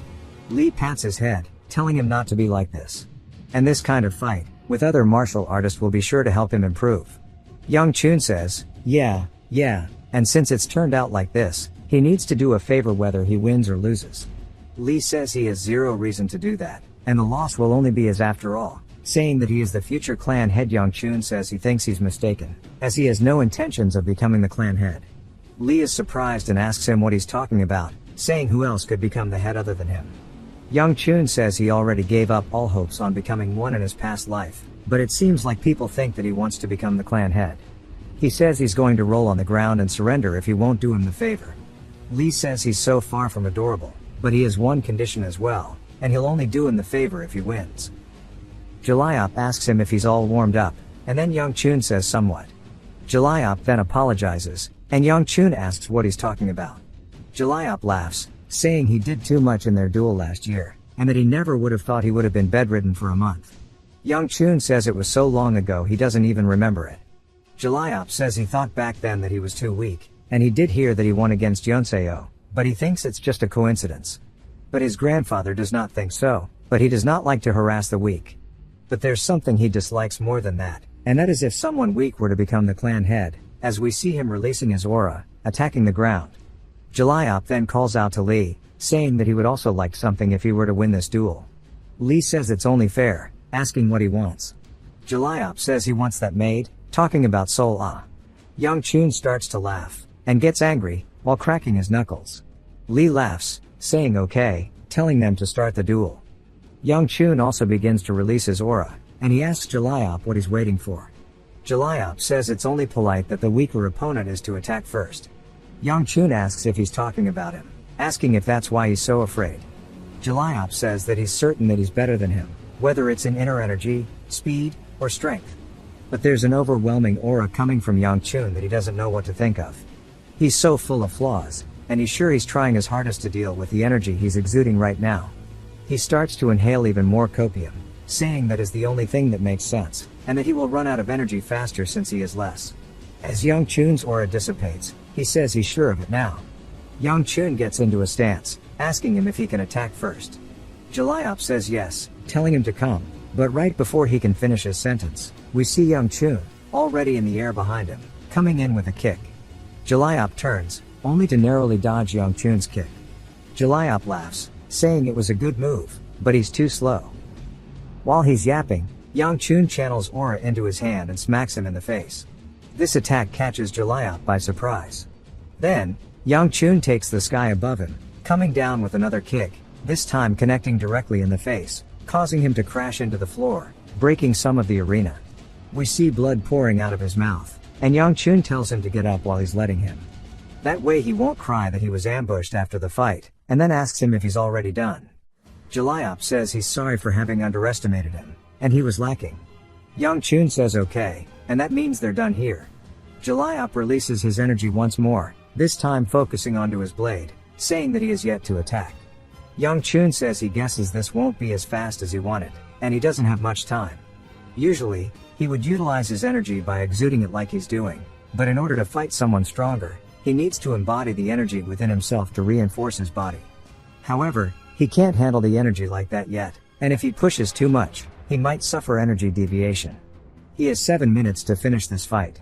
He says the sword technique that Jaliop uses starts and ends with the utilization of friction force between the sword and sheath. He then sees his hand slightly twitch and realizes it's time to move. As we see Jaliop close the gap, dashing past him within an instant, releasing a devastating attack. But he doesn't stop there, as Young Chun avoided it, so he turns back around, instantly going for 3 more follow-up attacks, which Young Chun manages to dodge by doing some crazy acrobatics. Young Chun says that his movements and techniques are very fluid into one another, and he can tell that he's well trained. But that also means that if he cuts him off, he won't be able to do anything. We see him put his hand on his chest, and he begins to circulate his aura. Jaliop doesn't give him the chance, coming up from behind. But it's too late. Young Chun clenches his fist, and an explosion comes out from behind him. The split moment when he exudes all of his aura energy is enough to end this fight, as we see Jaliop wondering how he's able to put this much energy out. Then within the next second, we see him starting to cough up as his face is strained, after he received a heavy blow to the stomach, which took him off of his feet. We see Young Chun absolutely send Jaliop flying into a wall, shattering it. He starts to ask him if he knows what he hates the most. He says he doesn't care whether they insult him or act like shit, or try to take his clan head position. He doesn't care about any of that, but he tried to take what he should not have even thought of taking, and that is what he absolutely despises. He doesn't like the fact that he thought he was even deserving of her. He wants to break his arm so he can never try something like that again. He starts to reach out to his arm, saying that should definitely be enough. But Lee puts his hand on his shoulder, telling him that he did good work, and they can stop here. You can see the remnants from their fight. Lee tells him that he was too harsh, and Young Chun says he should have been prepared for that much. He got up on his own and went home after, so surely that means he's fine. Lee asks if he's not worried about the first elder finding out about this. Young Chun says he doesn't care about becoming the clan head anyway. Lee tells him not to say that, asking who else but him could become the head. As he and Lee talk, Sol-Ah wonders if she'll get more food if she were to become the head, and they say yes. Then she says she's going to become the main character. Lee says that this isn't something they should be joking about, and Young Chun goes to say that it doesn't really matter, and that she's probably going to get really strong. But then he wonders when she's going to even start learning to wield the sword. She was called the direct disciple of the Sword Supreme. She must have been taught by him, but she's learning chores all day, and he's never even seen her near a sword. He doesn't think she's always been this smooth-brained, either. He starts to remember what it was like when he met Sol-Ah this winter but says that he can't remember it, and it should not have been something that was so easily forgotten. We see Sol-Ah asking him if he's okay. She says that she knows he hurt his head in the fight, and then he should make her the clan head before he goes to the heavens. Young Chun smacks her on the back of the head. Then Lee stands up, saying that they can talk about it later, and he's sure they're tired, so rest well. Young Chun asks him where he thinks he's going, saying that he needs to keep his end of the promise while laughing. Lee asks him what he wants, asking if it's money or food. Young Chun says he doesn't want something as trivial as that, and he's sure he's powerful enough to help him with something really difficult. Lee asks what he wants, and Young Chun points out to his side, saying that he wants him to send him to Sichuan. Lee is confused, and Young Chun says he can do that much at least since he's an elder. Lee asks him why he doesn't just go on his own. Young Chun is confused, and Lee says he was worried about the kind of favor he was going to ask, and that he guesses he was worried for no reason. Young Chun says that he wanted to go to Sichuan, not the market or town, and he should know that the only son of the Gu clan shouldn't be going around wherever he wants. Then he must have an important reason to go somewhere that far. Lee tells him that he can just attend the Tang's weapons exhibition. Young Chun is surprised that he didn't think about it first. We learn that the exhibition is an event held every year where the Tang clan invites other households to show weapons made by their artisans. Lee says there's no need to attend, but he gets to use it as an excuse to go. Young Chun tells him that it was just a joke and he actually wanted money instead. Lee says he understands and asks if he really wants to go that badly, saying that he didn't even realize and he guesses getting old is scary. Young Chun says if he can't give him money then he would at least like a spiritual pill. Lee says that he'll send him to Sichuan as early as he can, to show him the power of an elder. Young Chun tries to take it back, saying that he can give him something else, but Lee shouts saying he'll send him right now. Young Chun says that there's no way that's possible, and he needs to report it first and get ready. Then we see him outside as everybody's preparing for their trip, then him in the carriage, and then him leaving completely confused as Lee waves by telling him to have fun. With him and Hyogun waiting at the gate, Hyogun turns, saying it's time to get back to work. Lee asks if he has to as well, and Hyogun says of course, asking if he was trying to get an old man like himself to do it all. Lee grunts and then starts sweeping, saying that since there's only the two of them, he wants to talk for a bit and tell him about his worries. Hyogun asks if he sent him off in a hurry just to tell him this stuff. Lee says a few days ago the clan had asked him about the immortal physician, and it seemed like he was asking because someone asked him too. Lee asks Hyogun why he needs the immortal physician as he was the one who asked. Hyogun doesn't say anything, and Lee says if he's not going to tell him then he'll change the topic. He says that his granddaughter doesn't seem human, asking what she is. Hyogun tells him that he's crossing the line, as we see him releasing his aura, telling him to watch his mouth. Lee says if she were human, he would sense a presence similar to his. The vividness of his presence only differs from person to person. When he first met her at the Dragon Assembly, he was surprised that she had no presence at all. He thinks that if the immortal physician could come down to fix her with divine skills, he better give up that dream, as he knows better than him that it's no disease. He goes to say more, as we see a bright light in front of him, and Hyogun summons even more swords, telling him that that is enough, and that that child was definitely human. Lee realizes that it's something very sensitive to him and turns his head, saying that if he says so, then that's all he wanted, and that's all that really matters. He doesn't plan to push into it. Hyogun then says it doesn't matter if she's not human in the first place, as he just needs to help make up for what she lacks in humanity. If need be, he will give his life for it, and he wants her to grow up safe and sound. A few hours later, Hyogun will realize that Sola has disappeared. It jumps to the starry night sky as Muyin says now they have to prepare the food. Hongwa tells them that they still have a few days until they get to Sichuan, and they'll have to ration it. Muyin then asks where Youngchun went, and she says that he's been training while they prepare stuff. Muyin says that he must be bored, and Hongwa laughs, saying they should have brought Sola. As we see Youngchun practicing his martial arts in the woods, he starts from a kick, going into a punch, and then a shoulder charge, which creates a shockwave in the air, but all that is enough to gas him out. As we see him panting, he says it's almost been 10 days since they left, and despite the training, he's not progressing much at all. The biggest problem he faced during the fight against Juliop was the amount of inner energy he has, and that inner energy is the basis of all martial arts, so he needs to hurry and raise it. He starts to recall him absorbing the demonic energy, and he starts to think about it. He explains that if you end up taking demonic energy into the body, it'll corrupt the user, but for some reason, it was purified due to the flame will art, and after that, he hasn't felt any demonic energy. He feels like he could raise his energy without side effects, but it's still the heavenly demon's martial art, and it would be best for him not to use it as he barely managed to escape, so he doesn't want to get back on the demonic path again. He hears a scream which startles him, and he wonders what's going on, so he heads over asking Muyin. Muyin says that there's something in the carriage as we see Hongwa on the ground, scared. Youngchun opens it, and we see Sola crawling out from a hiding spot like the Grudge, yelling for Youngchun, and she laughs, saying that she ended up coming anyway. There are flashbacks to a couple of days ago when she asked Hyogun if she could go, but he told her no since she still has to get better at housework. She asked him why he let her go last time. He asked if she's talking about the Dragon Assembly, saying that because there were people who could have prevented her from making mistakes, but there isn't anybody to do that for her in Sichuan. He asks if she understands to help remove the clothes. We see her putting his clothes into the carriage, saying that Youngchun will be back for in at least a month. It's true that she's bad at housework, and she knows that Youngchun doesn't like useless people, so she has no choice. She then hears somebody saying wait, and she gets scared, turning around, and there's nobody there. She looks around and says she definitely heard a voice, and then we see someone push her in, and she screams.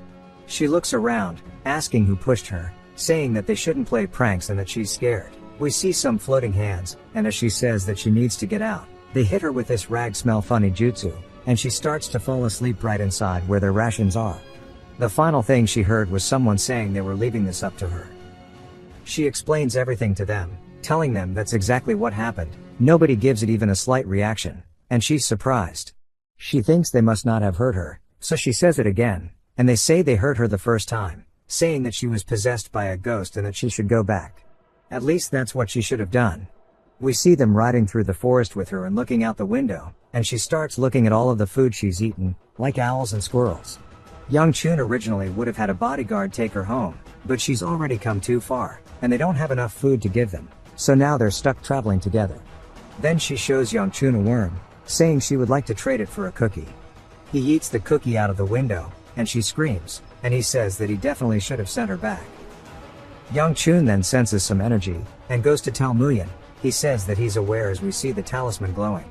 Youngchun says that he knew it was too peaceful to be true, and it seems like there are 4.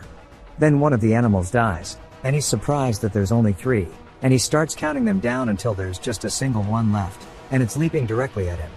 Youngchun readies his fist with aura, but we hear a voice telling him to stand back as we see somebody appear behind the monster. She draws her blade, and just like lightning, she cuts the monster in half before it can even react. She quickly sheathes her sword and then says that she wasn't able to take care of them properly because she was alone. Youngchun and Sol Ah wonder who she's talking to, and then they wave at her. As she glances over, Youngchun is curious and then instantly starts to recognize her. We get a flashback to a puddle of blood as there is a white-haired woman standing in it, and she says it seems like they're heading to Sichuan. We see that there's a lot of plot behind this one, and then she looks over, and she asks them if they can go with her, and she introduces herself as Namgung Bia. Young Chun wonders what this crazy woman is doing here. It jumps back once more to the chaos of a battlefield and a bird picking at the remains of a corpse. We see Bia standing there, amidst it all, and Young Chun approaching from behind. He asks if she killed everyone. She doesn't answer him, asking what the cult leader said. He says that they told him to bring her here, and that she'd rampage like a psychopath. She says that last part was definitely added on by him, and she doesn't want to catch a stray. He says he's surprised that she could understand that much, and tells her that it's time to go. She starts walking, and he says that's the wrong direction, telling her to go left. She instantly turns to her right, and he asks her if she's all there upstairs, then sighs, saying not to do anything weird and to follow him. This is making him tired. As they start walking, Bia says she has something she wants to ask him, and that is if the Sword Supreme is strong. He warns her just in case that the Sword Supreme is someone the cult leader will deal with. She then wonders what her swordsmanship is like, and if it's stronger than hers or the cult leader's. Then she starts walking in another direction, and he sighs. We see him channeling his aura into his hand, calling her a crazy bitch while aiming it towards her.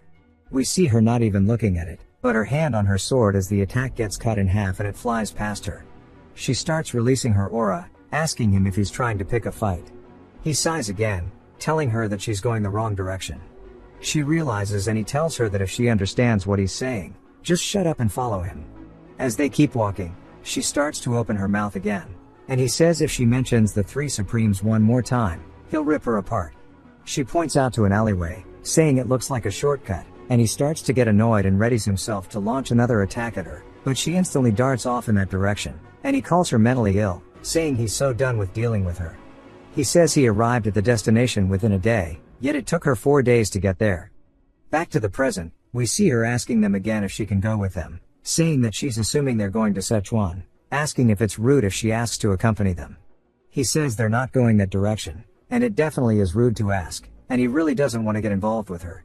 He says that even with all of that, there's still more he wants to say, so he tells her that they can't even take her word that she's part of the Namgung clan. She asks if that's really the case, and then we see her starting to shut her eyes as she starts to channel her aura. A blue lightning beam comes down and starts surrounding her.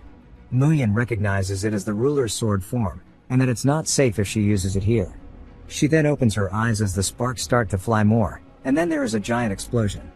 We see Muyin's blade over her throat, and she says that this is just a demonstration as she is not yet adept, asking if this is sufficient enough as evidence. Young Chun sighs, saying she really is from the Namgung clan, and he definitely thinks that they can't accompany somebody with martial arts so scary. Then it jumps to later in the night as she is staring at a frog cooking on a fire, and Sola says it seems like she's going to sleep over there.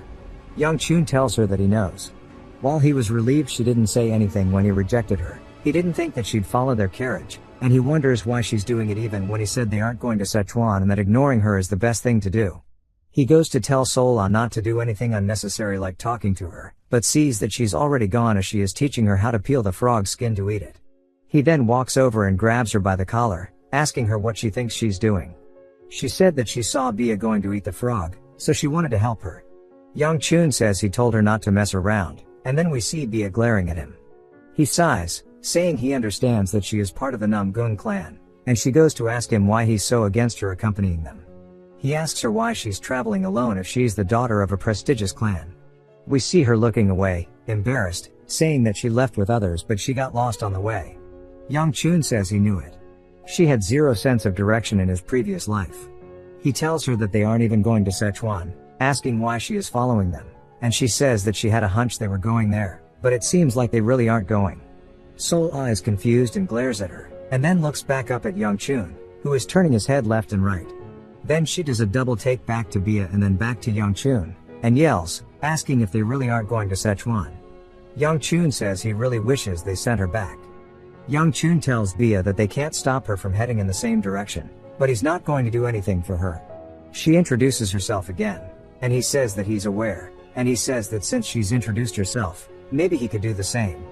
He says he'd rather not but thinks about something and introduces himself as Gu Jalayop, and in his mind, he is apologizing to Jalayop. 2 days after the event that made him feel guilty towards Juliop, we see him looking out the window as Sola got off the carriage and was sticking close to Bia while talking, which naturally slowed down their pace a lot. He tells Sola to get back on, and she asks if he will let Bia on, and he says no. Sola says in that case she doesn't want to. Bia then asks if she can get on, and Youngchun realizes he's dealing with Dumb and Dumber, and asks Muyin how much longer. He says they'd arrive in a day if they were going at their original pace, but it's a bit slower now. Youngchun asks by how much, and Muyin says it'd probably take around 3 days and says he doesn't understand why he's so wary of her, asking why he can't ride with Bia. Youngchun sighs, asking if he doesn't have a choice, saying that they can stop by the nearby village and reconsider their options. They head into the city and Youngchun confirms that they'll be in Sichuan in a day. Muyin says yes, and it's nice that they don't have to camp out in the wilderness tonight. We see Bia carrying Sola, who says they should sleep together, and Bia asks if that's really okay. Youngchun says that he'll allow it, and tells Sola to get down, asking Bia why she's carrying a maid in the first place. Bia says that she said her legs hurt. Youngchun says that she could get on the carriage if her legs are that bad, and Sola says that Bia isn't allowed on. He tells them that they're here now, so that she can stop being rude and get off of her. We see Sola looking at something else, and she said there are people in the same clothes as her walking over here. A boy screams out, calling out to his sister and runs over. He asks Bia where she was, saying that they looked hard for her. She says that she got lost, and her brother tells her that's why they said they should tie ropes to each other. Bia says that would be embarrassing, while Sola thinks about the image. Her brother says that's why she went and disappeared not even a day in, and he was worried sick about her. Then asks who Sola is. She introduces herself and then points at Youngchun, saying this is her master. He tells her to get down. Youngchun says if it's Bia's younger brother, he must be the future Lightning Blade, one of the 5 great swordsmen of Miran. The current Lightning Dragon, Namgung Chunjun, introduces himself. Youngchun goes to introduce himself but again says he's Juliop, saying it's nice to meet him. Chunjun laughs, saying he's being too nice, and then glares at him, asking him what he's doing with his sister. Youngchun says that they coincidentally came across each other on their way to Sichuan, so they got here together. Bia says that she thought he wasn't coming here, but she just followed him. Sola starts to look annoyed. Chunjun says it seems like his sister intruded into his party, and if it's okay with them, they can stay in one of the rooms they booked as they got quite a few. Youngchun tells him it's okay, and they just did what was natural. He just doesn't want to be involved with Bia anymore, and he's sure they'll be able to find another room. Muyin then chimes in, saying that's not going to be the case as there are no rooms available. Youngchun tells him that it's time to camp outside then. Muyin says that they are tired from camping outdoors, asking if they can just sleep inside. Youngchun then agrees to the offer. He explains that the first thing that Bia did as a martial artist was kill everybody in her own clan.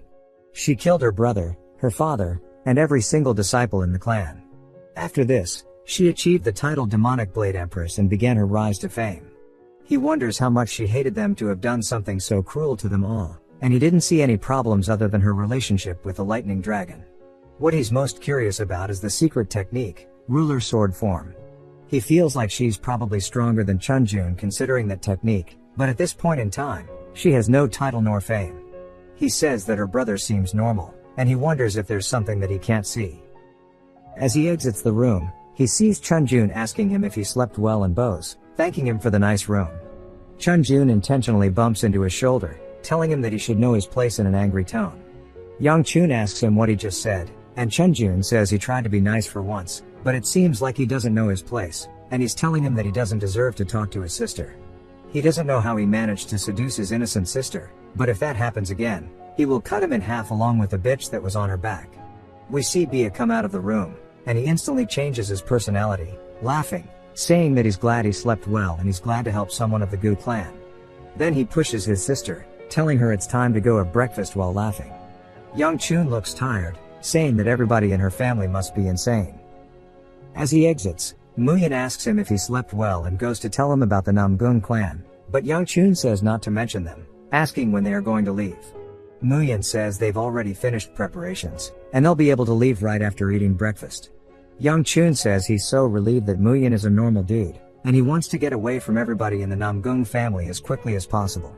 As soon as he enters, he sees Bia saying she's sorry for not saying hi earlier, and Sol obviously munching away, saying that the dumplings here are gas, and Young Chun asks them if they really will have to eat together. He sits down, telling Bia that it's okay for Sola to eat with him, but she shouldn't be here, and that she should go be with her family. Bia says she just sat wherever was closest, and Young Chun says that her brother is glaring at him like he wants him dead. She turns, saying no way, and we see him instantly change his personality again, and Young Chun wonders if he's okay. He doesn't know what Bia is trying to do, but this is the last time he wants to see her until the Tang weapons exhibition. So he takes a bite and says that he'll get going. Bia says he's not done eating though, and he tells her he's full. He goes to leave, telling them to enjoy their meals. She starts to smell something foul and covers her mouth, trying not to gag as we see her brother calling out to her. He asks her why she's sitting all the way over here rather than with him. She turns and looks at him and can tell that his true nature is much scarier than he leads on, so she tells him that it was just more convenient. He tells her to sit with him next time and sighs. She says okay and watches Young Chun leave. And she starts to get up, and he tells her that she's not done eating, asking where she's going. She says that she's going to go rest in the carriage. He starts to glare, and he sees her joining Young Chun's group, and he starts cracking his fingers, saying he hates it when people interfere in their relationship. Bro is from Alabama. Back in the carriage, Young Chun asks Bia why she's still following them. She says that she's not following him, rather she's accompanying him. He sighs, saying they can put it that way, asking why she got on this one rather than her brothers. She goes to explain, and then Sola jumps in, saying that she brought her here and she's super excited about it. Young Chun glares at Muyan, telling him to get them both out of here, and he laughs, saying they'll end up getting off by themselves at some point, as they have just arrived in Sichuan. We learn more about the Tang clan, which is an extremely prestigious Orthodox clan that has had their roots in the Sichuan regions for centuries. The Ngungung family's focus is on sharpness. The Peng clan is focused on vigor. The Mo Yang clan is focused on precision. The Tang clan may seem lacking compared to the rest, but they are known as the best handlers of poison and steel by far. The Tang weapons exhibition is the result of that confidence. He only has 3 days to find the treasury, as that is when the exhibition will end. All he knows is that it is here in Sichuan and the general area it is in. We see Sola running around the room like Sonic, and Young Chun looks around at the wide area, wondering how he's meant to find it when there's so much space. He says if he can't find it, he might have to resort to leaking it to the beggar sect, so he has to hurry. He hears Sola screaming, which surprises him, and he wonders what she's doing here. She says this is her first time being so high up, and the wind here is much different than down low. She smiles warmly at Young Chun, telling him to look as the fireflies are dancing under the moonlight. She then looks behind him, saying that Bia also told her about the pretty lake over there, and she drags him over, saying they can go get a closer look together. They both head down to it, and we see there are a lot of flowers around. He says it really is just as she said, and asks how large a clan has to be for there to be a forest inside of it. Sola starts to laugh and calls out to him, as she is holding up 2 flowers, asking him where she thinks he's hiding. He tells her to cut it out, and she says she just wanted to cheer him up, and he says that it's not something she can help with, so to quit worrying. She says that maybe if he tells her, she might be able to help. He then asks her where someone who is trying to hide valuables would put them.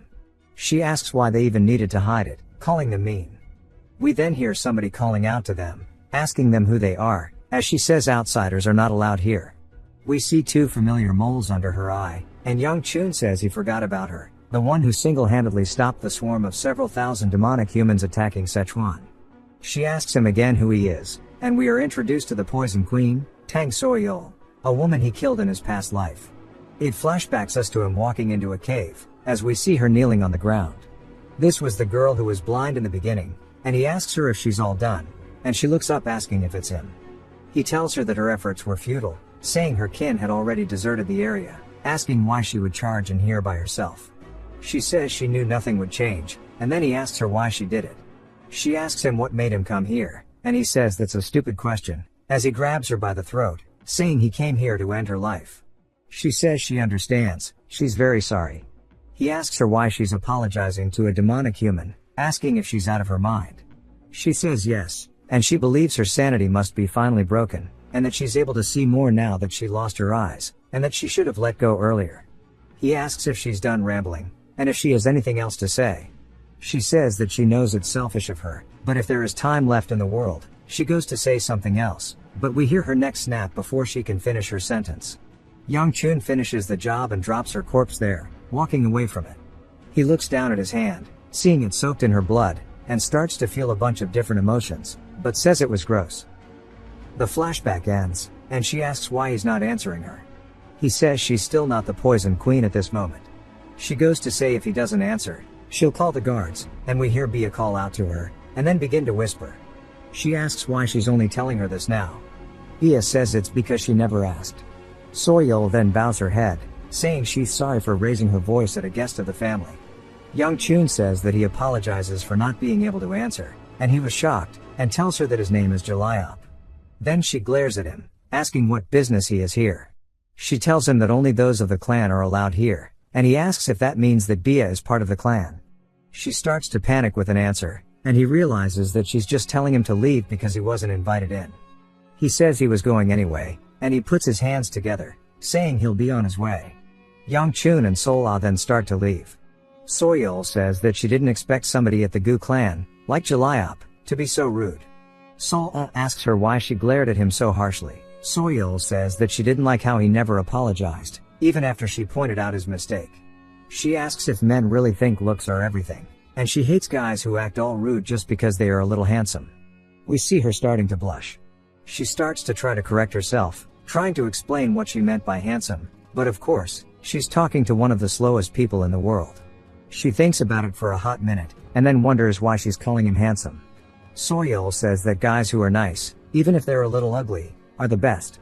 We see Sol-ah and Young Chun walking away as she's holding a flower. The next morning, outside of Young Chun's room, we see him saying that the exhibition is tomorrow, so he should do some training in his free time. As soon as he opens his door, he is greeted by both Bia and her brother and asks them what they are doing here. Bia says only the words food, and he asks what she means. Chunjun laughs, saying that the Tang clan invited them for a meal, and Bia suggested inviting him, so that's why they came to ask. Young Chun says he sees, and is grateful for the offer, but he is quite shy, and he would feel too uncomfortable.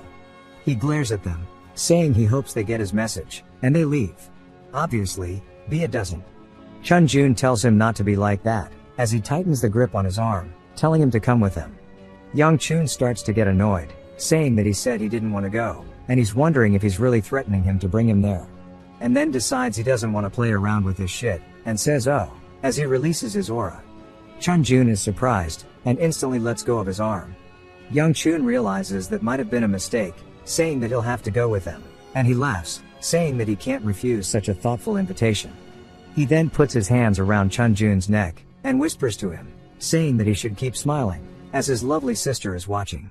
We see that Chunjun is a bit taken aback, and is slightly embarrassed, and thanks him for accepting the invitation. Young Chun says it was not something he could refuse in the first place. He then sees a plate of probably some of the spiciest food known to man, and he says that if they make every dish spicy, what are they expecting him to actually eat? We then are introduced to the son of the clan head, Tang Jaoyak, saying that it's nothing fancy but he hopes they enjoy it. Young Chun doesn't know how he's meant to enjoy any of this, saying that maybe the dumplings will be edible, since it's less red than the rest. He looks over at Soyeol glaring at him, and we see her panting, and he wonders what's wrong with her. He says she always gave him a weird look in his previous life, whenever he ran into her too, and he can't believe that he has to endure that same look again. He goes to bite into the dumplings and instantly realizes that this shit is way too hot, and then he has to spit it out somewhere. We see Soyeol panting more. Young Chun says that that was way too spicy, and Bia hands him water. He thanks her, and then starts to drink it, as we see her pick something up with her chopsticks, telling him to try this as it's not too spicy. He's a little caught off guard by this, and asks her why she's being so casual. She apologizes. Across the table, we see Chunjun shaking as he breaks his chopsticks out of pure anger. Jaoyak apologizes, saying that the chopsticks must have been defective, and he says it's his bad, as he tends to use them a little forcefully. Then Soyeol takes a seat right beside Young Chun, and doesn't say a word to him. He sits there staring at her, asking her if she has something to say. She says yes, and then no, immediately. He says that it seems like she really wanted to. She starts to think about it, and asks him if there's anything he likes, but before she can finish, Chunjun asks if the training grounds are here. Jaoyak says yes, and it's their clan's exclusive training area, asking if he didn't show him last time. He says they maintain it, but honestly nobody uses it, as all of them have their own training areas. Chunjun looks out the balcony, asking if he can visit it. Jaoyak says yes, and it seems like everybody's done eating, so they can head down together. Youngchun wonders what he is thinking. As they all get down there, Chunjun says that it's quite spacious, and Youngchun agrees. Jaoyak says that their ancestors thought the larger the better, but he doesn't really get it. Chunjun laughs, saying he's sure there was a deeper meaning behind it. Jaoyak then says that Soyul used to use it often, trying to beat him up, but now that she's grown up, she doesn't want to fight him anymore. She gets embarrassed, and starts twiddling her fingers, looking up at Youngchun. He says he's grateful he doesn't have a sister like that. Then Chunjun points a wooden sword at Youngchun, saying that now that they've eaten, they should digest a bit, and asks Youngchun how a spar with him would sound. Youngchun says he knew it. His face is filled with the intent that he wants to beat him up, asking if he thinks he'll go along with his plan. Youngchun laughs, asking how a third-rate like himself can fight the lightning dragon. We hear Soyul yelling that's unacceptable, saying that they have such a massive difference in age and skill, asking what he'll do if he hurts his face. Chunjun says it's alright, as neither of them will use their internal energy, and it'll be more like a mentoring match, asking Youngchun if that sounds okay. Youngchun starts to smile, asking if he really thinks he can mentor him without using energy, and asks him if he can handle it. Chunjun asks what he means, and Youngchun repeats himself, asking if he thinks that his skill is good enough for that. Jaoyak says that might have been phrased rudely, as he's still a senior, but Chunjun gives him a gesture saying that's okay, and laughs, as he releases some aura, saying that he can't wait to see how great he is. They continue their WWE stare down, and Chunjun goes to say he'll let Youngchun go first, but he cuts him off, saying that he'll let him have the first attack. Chunjun bites his lip, getting angry, saying that he won't turn that down. He charges forward, declaring that he'll be the first one to strike. He does a downward swing, which Youngchun easily sidesteps. He remains light on his feet, as he can tell what Chunjun is going to do next when he comes in with a follow-up strike, which Youngchun evades because he was ready for it. He says both of those attacks were just for show, and the real attack is going to start now. Chunjun changes the direction of the blade midair, and we see Soyul watching their fight intently. We start to get some backstory about her, learning that she was always a little different, even as a child. While most kids her age chased after dogs and cats, she loved hanging out with beasts like wolves and tigers. The slanted ferocious eyes and sharp fangs showed that they were apex predators and gave off an unapproachable aura. That power, which differentiated them from other animals, was what entranced her the most. Thanks to this preference, she had trouble finding love. We see her on top of the wolf, asking if there's a guy like it, and she hopes she meets someone at the weapon exhibit this time around. She says that she doesn't know why everybody else likes Chunjun's feminine face, and she wonders if there's anybody who looks like her dog. And so, she's finally met the love of her life, which she never expected. Bro just got called a dog. That is what made her act so crazy. She was wondering why her heart was beating so fast, saying it wasn't good. She told herself that she was just confused and that it was a lapse of judgment caused by the cold morning air. And he'll just be like the other ugly clan heirs when she wakes up tomorrow. But the next morning, at breakfast, she couldn't help but stare at him. She said that his eyes were cool, and that it's cool that he can't even eat hot stuff, and even him drinking water is cute. Before she realized it, she was right beside him, and that's why she was panting. She wonders when she even got here. And she says this must be what love feels like, and maybe she can take another step. When she went to ask him something, we see a sword completely derail her train of thought as it lands in front of her. Bia looks down at it nervously, and Soyul sits there, starting to get flushed again as we see Youngchun had palm strike Chunjun's sword, leaving him completely confused. Youngchun sits there laughing at him. Soyul then drops to her knees and continues to pant. Does anybody else find this weird? Chunjun wonders why his sword broke, saying he made sure he could react to his first two strikes to give him false confidence, but he went all out afterward. Chunjun starts to taunt him, saying it seems like geniuses have a habit of daydreaming while fighting, and if this was a real battle, he would have died 3 times. He asks him if he's aware of that while coming in for a punch from above. Chunjun realizes he's in trouble and instantly backpedals, creating distance. He asks why he's attacking an opponent without a sword, calling him dirty, pot calling the kettle black. Youngchun then tells him to look behind him to grab a sword that's intact, saying this was supposed to be a mentoring match, and that he was going to teach him a lesson, and he laughs. Chunjun starts to get even more pissed, and Youngchun asks if he's the one meant to be teaching him, saying education isn't his strong suit, and he lets out an annoying laugh. The air instantly gets tense, and Youngchun is surprised as Chunjun begins to release his aura. We see a spark of lightning in the air as he instantly dashes forward with full intent to kill Young Chun. Young Chun says he brought the shit upon himself and rears back his fist for a heavy punch. But before his fist can connect, Chun Jun counters with some Devil May Cry type attack, as we see that shit bouncing everywhere, only for it to completely shatter. He says there's no way, and that this is bullshit, as there's no way someone like him is stronger than he is, and that he can't believe it. Young Chun says he's let him off enough times and then kicks his leg forward, hitting Chun Jun right between the legs. This is something that is heard around the world. R.I.P. Bia is shocked, and so is Ja Oyak, while Soyeol covers her mouth as Chun Jun's face begins to grow very pale. The sound they all heard was none other than an egg cracking. I think everybody, even though this guy is weird, can empathize as he gets on the ground screaming in pain. Young Chun crouches down closely, laughing, asking him if it burst while smirking.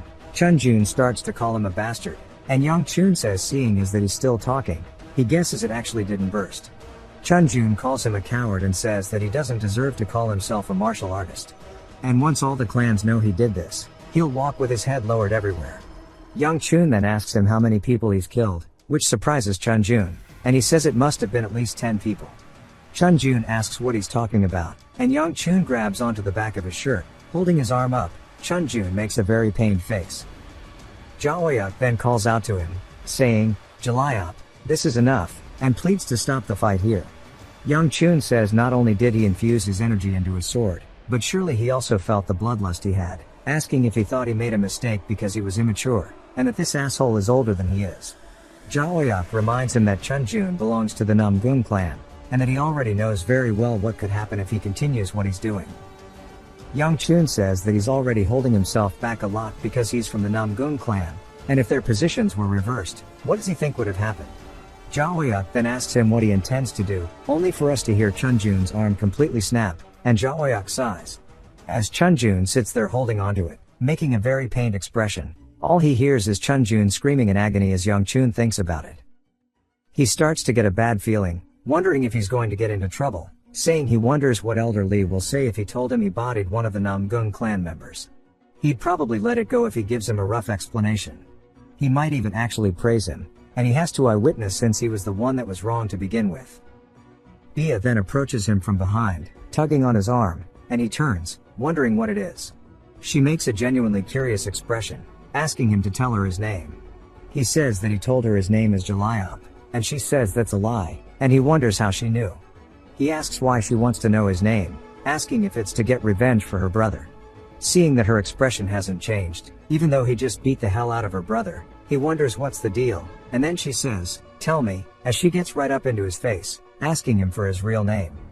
He's taken aback, asking why she's talking to him like they're friends. As he did this to stop himself from getting caught up in the mood, she quickly apologizes and looks to the side. He asks if he tells her his name if she'll stop following him, and she nods, saying yes. He thinks about it and decides to do it, telling her that his name is Young Chun. She starts to blush while saying it. He makes his way out, saying he doesn't think he can attend the Tang weapon exhibition since he beat up that Namgung guy. This is better, as he earned himself an extra day to look for the secret chamber. Though he is a little tired after the fight, so he plans to rest. He then decides if he goes back home, Muyin is just going to chew him out, saying that he won't let him go alone and he'll follow him around to make sure that he doesn't get into more trouble. So he thinks about what to do instead. We see Sol-Ah still up in the room, and Muyin enters, calling out to her. He sees Sol-Ah asking what she's doing here, and asks if she has seen Young Chun. She says that she hasn't seen him, and he wonders where he went. Sol-Ah asks what's wrong, and Muyin says after going for a meal with the clan this morning, he is yet to return. Of course, she gets sidetracked by food. Muyin then adds that he also beat up a Namgung clan member, asking how to report this. Sol-Ah looks to the side, and her eyes instantly shift to a serious expression as she starts to scan the entire city looking for him. We get some backstory of the Yun clan of Jinchen. They are a martial arts clan that was the best merchant clan in the Central Plains several centuries ago. Even though the clan seemed like nothing could bring it down, it disappeared after a bloody fight. No one knows the reason behind this sudden disappearance, but based on the records left behind, all of the secrets of the Yun clan are hidden under the white maple tree. Young Chun says, "White maple tree, my ass. I don't even see any normal maple trees around." He takes a seat in the forest, saying it's not even autumn. and he wonders where he'll find it, saying by now it's probably a dead tree. It's also supposed to be under a white one, and maybe someone spread the rumor around as a prank. As he sits there, he says he didn't even eat anything all day, as his stomach rumbles, and now he's climbing a mountain in the middle of the night. Sol-Ah then appears, asking if he wants one of those honey cookies, and he says that her being a greedy pig sure helps in times like this, and she says that she's not a pig. He asks if that sack that she has is full of food, and she says yes, and he says it's a relief because he was thinking he would go back because he was feeling hungry. She then asks if she was of help, and he says yes. Then he realizes that she's here and wonders how the hell she got here, and she just laughs. After they set up the whole feast, he asks her if she's really saying that people started to look for him after finding out that he went missing, and she came all the way here just to find him. He asks how she knew he was here, and she says it was just a gut feeling, and now that she's here, he can rest easy. He tells her to sit down, as she's going to get sand in the food. Even though his hunger problem has been resolved, it doesn't change the fact that he can't find the tree. Even if they search this place for 3 days, there's no guarantee they'll find it. Then he asks her where a white maple tree would be this early in summer, saying it's a blatant lie. She says it's not a lie, and it looked really pretty when she just saw it. He says yeah, it probably would be really pretty, and then he realizes what she just said, asking her if she said she saw it. She says that she saw it together with him, and he asks if he really saw it, and she says yes, asking him if he took his Alzheimer's medication. We see both staring at something, and he asks if this is what she meant by the white maple tree. She replies yes. He tells her that she should head back, and she asks why. He responds that she needs to get her eyes fixed, questioning how the hell this is a maple tree. She insists that there's nothing wrong with her eyes, saying it's clearly a white maple tree. He replies, yeah, stating it's only his fault for believing her. She starts to get angry, yelling that she isn't lying when she hears a voice, saying that she is not wrong. She turns and is confused. Young Chun says that he took a look because he had no other trails, and he doesn't even know if he'll be able to find it within his time frame. Rather than wasting time, it might be better to head back and receive training from Elder Lee. He then hears a noise and turns, wondering what it is, only to see Sol-Ah touching a blue rift. He yells at her, asking what she's doing and telling her it's dangerous, and that she needs to get away. But she ignores him and continues pointing her finger toward it. He runs over, calling her crazy, as the rift begins to open wider and wider. Right as he gets behind her, it's fully open. The light is so bright that he covers his eyes, and when he slowly uncovers them, he's shocked to see that it's a white maple tree. Sol-Ah smiles, saying that she told him so and that she knew it was real. He wonders what just happened, saying it was a dying tree earlier, and after she did something, everything changed. He wonders if that was the mechanism created to hide the treasury, asking how she knew and how she did that just now. She asks what he means, and he says just now she did something that made the tree appear. Sol-Ah refers to herself in the third person, asking what she did, and he says that's what he wants to know. He explains that when she walked up and touched it, something happened. She seems confused, asking if she really did that. He starts to get annoyed, saying he doesn't think she did it. Of course, she's still playing dumb, and he says that he can question her later. Since he found the tree, now all he has to do is find the treasure. He observes that it doesn't seem to be on the surface. As soon as he peers around the trees, he notices something, a purple aura below the cliff. He walks over and looks down to see that it is a gateway to somewhere, saying this is what they must have meant by under a white maple tree. Sol-Ah yells that that's the entrance, and she walks off, yelling that she's going first. He tells her to wait. As she starts to go through the portal, she looks up at him, saying it's his turn. He starts to get annoyed and jumps in, saying that there is no other choice but to follow her. Somebody spots this and begins to grin, no idea if they've introduced this dude before, it's been a while.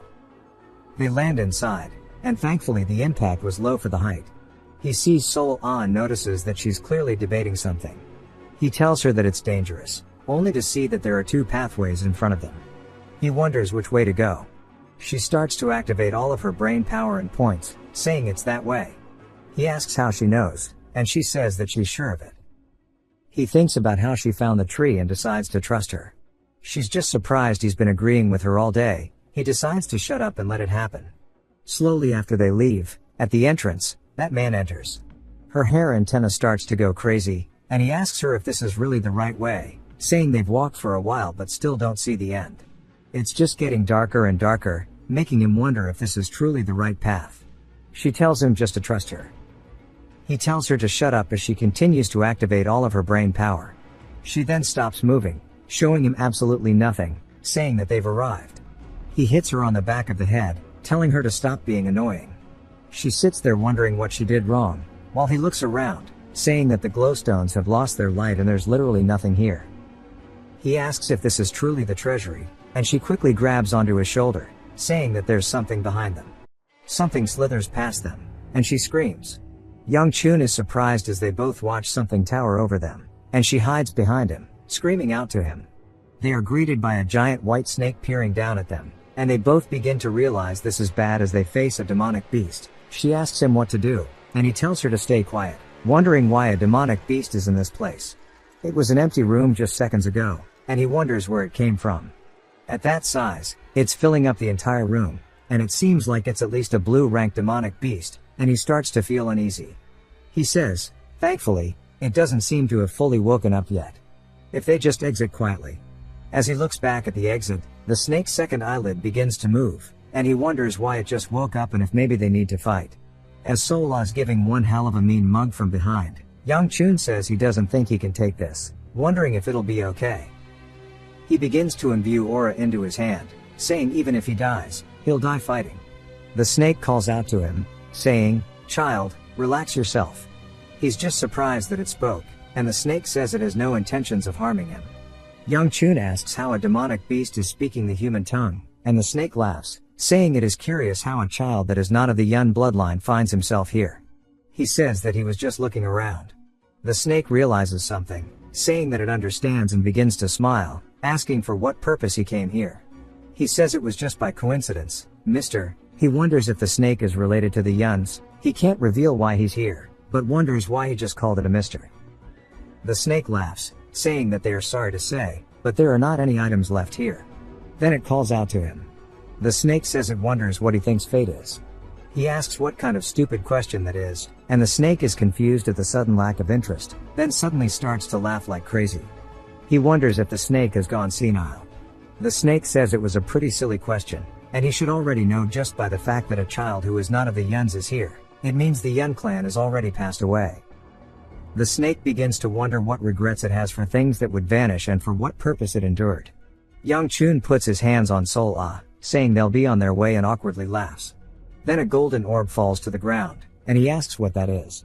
The snake says it's payment for playing along with this old man, and if it's going to enter somebody's hand, it's better that it be him who they've met. Young Chun is surprised, saying it doesn't seem to be a demonic stone. The snake says someone like him holding such a thing within will be able to take it better than others. He wonders what it means as he grabs onto it. He suddenly begins to feel it getting absorbed into his palm. He says he couldn't sense that it was a demonic stone to begin with, and the absorption technique is going automatically, but it feels different from when he absorbed the demonic stone. A bright light begins to emanate out of his hand as he struggles to control it. He then feels a hand put on his back as Sola is helping him. He's surprised by this and goes to ask about it, but begins to lose consciousness and falls over onto the floor. The snake asks her if she's satisfied, and she says it's not a matter of her satisfaction, and she begins to release her own aura towards the snake, dropping her usual dumb persona. The snake says that she should put her aura away. Such a strong aura will cause something much worse than fainting this time, and she says she already knows that. The snake laughs, saying for someone who already knows that, she's twisted so many things, asking if this is her choice. She asks the snake if they find it too incomprehensible. The snake says no, and they feel worse because they understand. Sol Ah then asks the snake why it handed over such an important crystal to a human they just met. The snake starts to fade out, saying it was just a swing of the mood. Nothing is lonelier than waiting for someone who will not come. Sol Ah stretches her hands out towards one of the floating scales, saying the emptiness of fate, and looking at Young Chun makes her forget such things. She begins to cry, saying that he is such a regretful man. He fears losing the second chance at life he granted. Yet to protect her, he was still willing to risk it all, as we see tears in her eyes. She then starts to wipe her tears away, saying it will take a little longer as it's still dangerous. As the man from before begins to enter, he asks her how long she has noticed for, and she says it's not hard to pick out the presence of an idiot who does the Namgung clan's dirty work. He starts to tighten the grip on his blade, laughing, saying it's always young brats heading into the mountains and crawling into weird places like this. He lets out a sigh, saying he can't believe that his young master lost someone who got exhausted just from making the journey here. He has been ordered to take care of things quietly, so he will let her off if she hands him over. She asks if this is the will of the Namgung clan or the will of that imbecile. He starts cursing her, saying his name is not for the likes of her to dirty. She puts her finger to his blade, and he says if that's what she wants, then it's inevitable. A bright yellow slash then goes out, but before the man can even react, he looks down to see his arm is on the floor.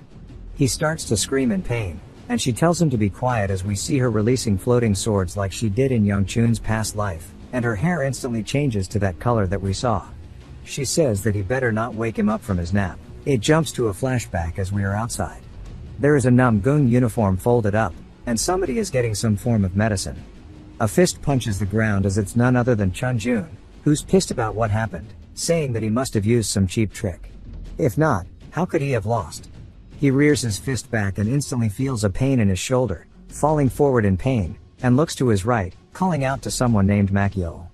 The man appears, asking what he needs, and Chun Jun sits back up, asking what he needs to do, saying the guard of the Gu clan is more powerful than they thought, and they don't have the time to take care of him. But for some reason, Yang Chun is moving without his guard right now. Makiol says this might be their chance, and Chun Jun starts to grin, saying he always trusted Makiol and knows he'll bring him good news. This is the man in the cave. He says that he's still a member of the Gu clan, asking how far he should go. Chun Jun says his shoulder for his life is more than a fair trade for a mutt. He begins to laugh. Bro's nothing but a third-rate villain. Makiol grips onto his blade, saying he understands. Back to the present with his arm on the floor and Sol A's aura starting to pressure him heavily, he asks who she is. She thinks about what to say, saying that she doesn't actually think he needs to know. He asks why someone like her would be here, and she cuts off his other arm, making him scream in pain. She says she's not here to answer questions. She looks down at Young Chun, saying she doesn't have much time. Makiol says that he needs to run. While she's caught up with his brat, he'll take the chance. He instantly starts to run, causing his blood to fly everywhere. He says he needs to return to the clan alive. As he starts to get further, the floor instantly rises right in his face, and he says he's never heard of such a monstrous woman. He wonders why the floor is so close, only to look over to see his body running off without his head. He falls to the floor. Holy, this dude just got butchered. Sola puts her hand up to her chest, saying that she wanted to leave the first life this body takes up to somebody else's jurisdiction, but an intruder like herself decided it, and she apologizes and asks to give it back. She then says sorry, and that it may be selfish of her, and she wonders if she can stay just a little longer. We hear Sola yelling internally, saying it's her body. She instantly says she's right, and that even the present belongs to her. We see the snake is still fading out and asks Sola if she's leaving. She says she needs to rest as she did too much in a child's body. The snake asks her if she knows just what kind of being she is. As the floating swords above her begin to leave and her aura starts to get smaller and smaller, all she says is a little. The snake warns her it's going to be a hard journey, and she says she's aware. As the snake fades out, it says that it sees and smiles, wishing to give her a blessing for her path, and it completely fades out this time. Even her aura leaves, and she says that if she has the opportunity, she'd love to meet Young Chun once more. We see her instantly drop her head as she kneels above his body. He jolts awake, looking up at the stars, and the dumb Sola returns, asking if he's awake. He screams and looks around, wondering what's going on, only to see them at the edge of the cliff beside the maple tree. He wonders what just happened. Maybe she has multiple personalities in her body.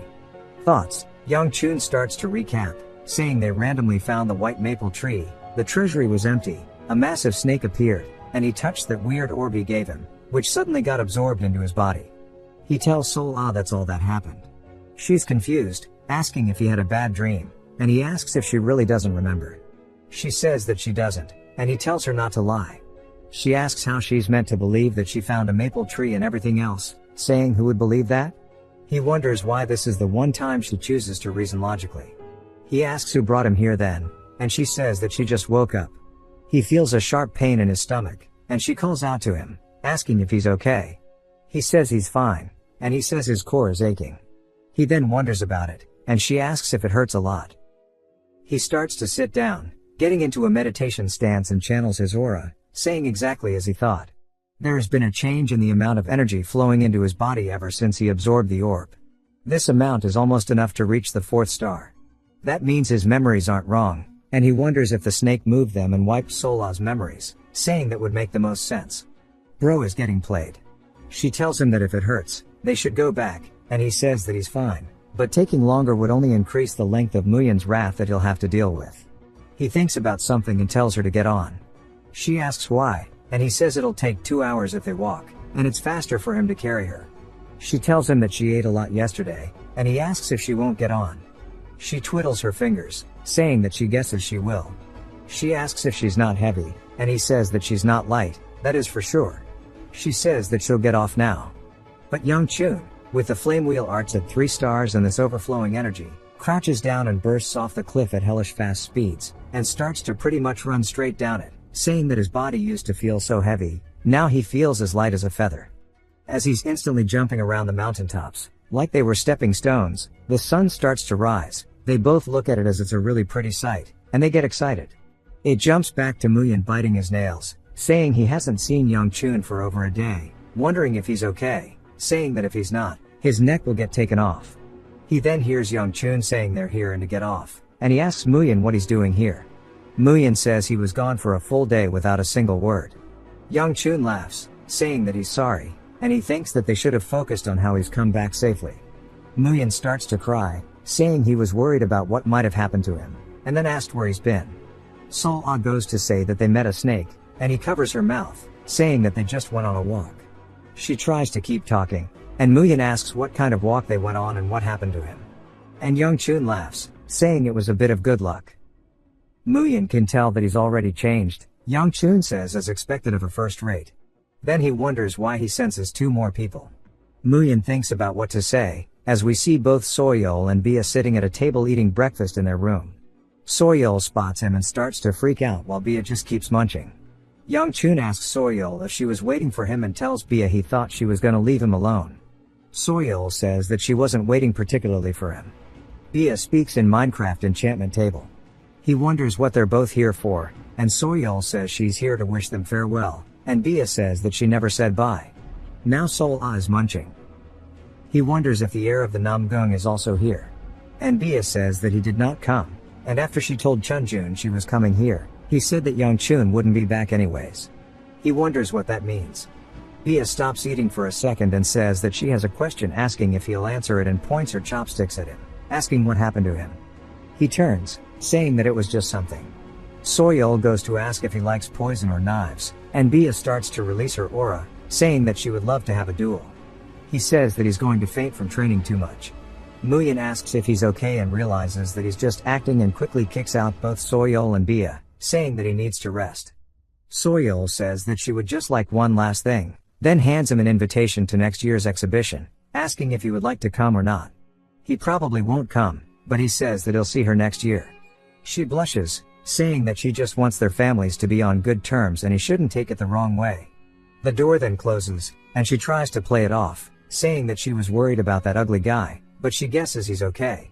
She looks up at Bia, noticing how happy she is, and her mood instantly changes. She decides to ask her if she perhaps likes Young Chun or not. Ayaz's expression goes blank. She opens her mouth, asking what she means by like. Soyeol starts to panic and touches her fingers together, saying to like someone, and then instantly says never mind. Bia, confused, asks about her invitation to the exhibition. She says that she was going to give the invitation that she gave to Young Chun to her and she's sorry and she should have prepared 2 invites. Bia says it's okay and pats her head, saying good job, and Soyeol thanks her, saying she's the best and that she'll make sure she serves delicious poison in return and they should go. Bia wonders why poison, and then as Soyeol starts to run, she feels an overwhelming sense of dread and control loom over her, and she puts her hands together, saying that she can endure it. She starts to blush, saying that she thinks that she'll meet Young Chun again here soon. At a very fancy pagoda, we see Chunjun bowing to somebody, presumably his father. Who it is, and he tells Chunjun that he merely told him to take care of his sister, yet he lost one of his guards, calling him immature.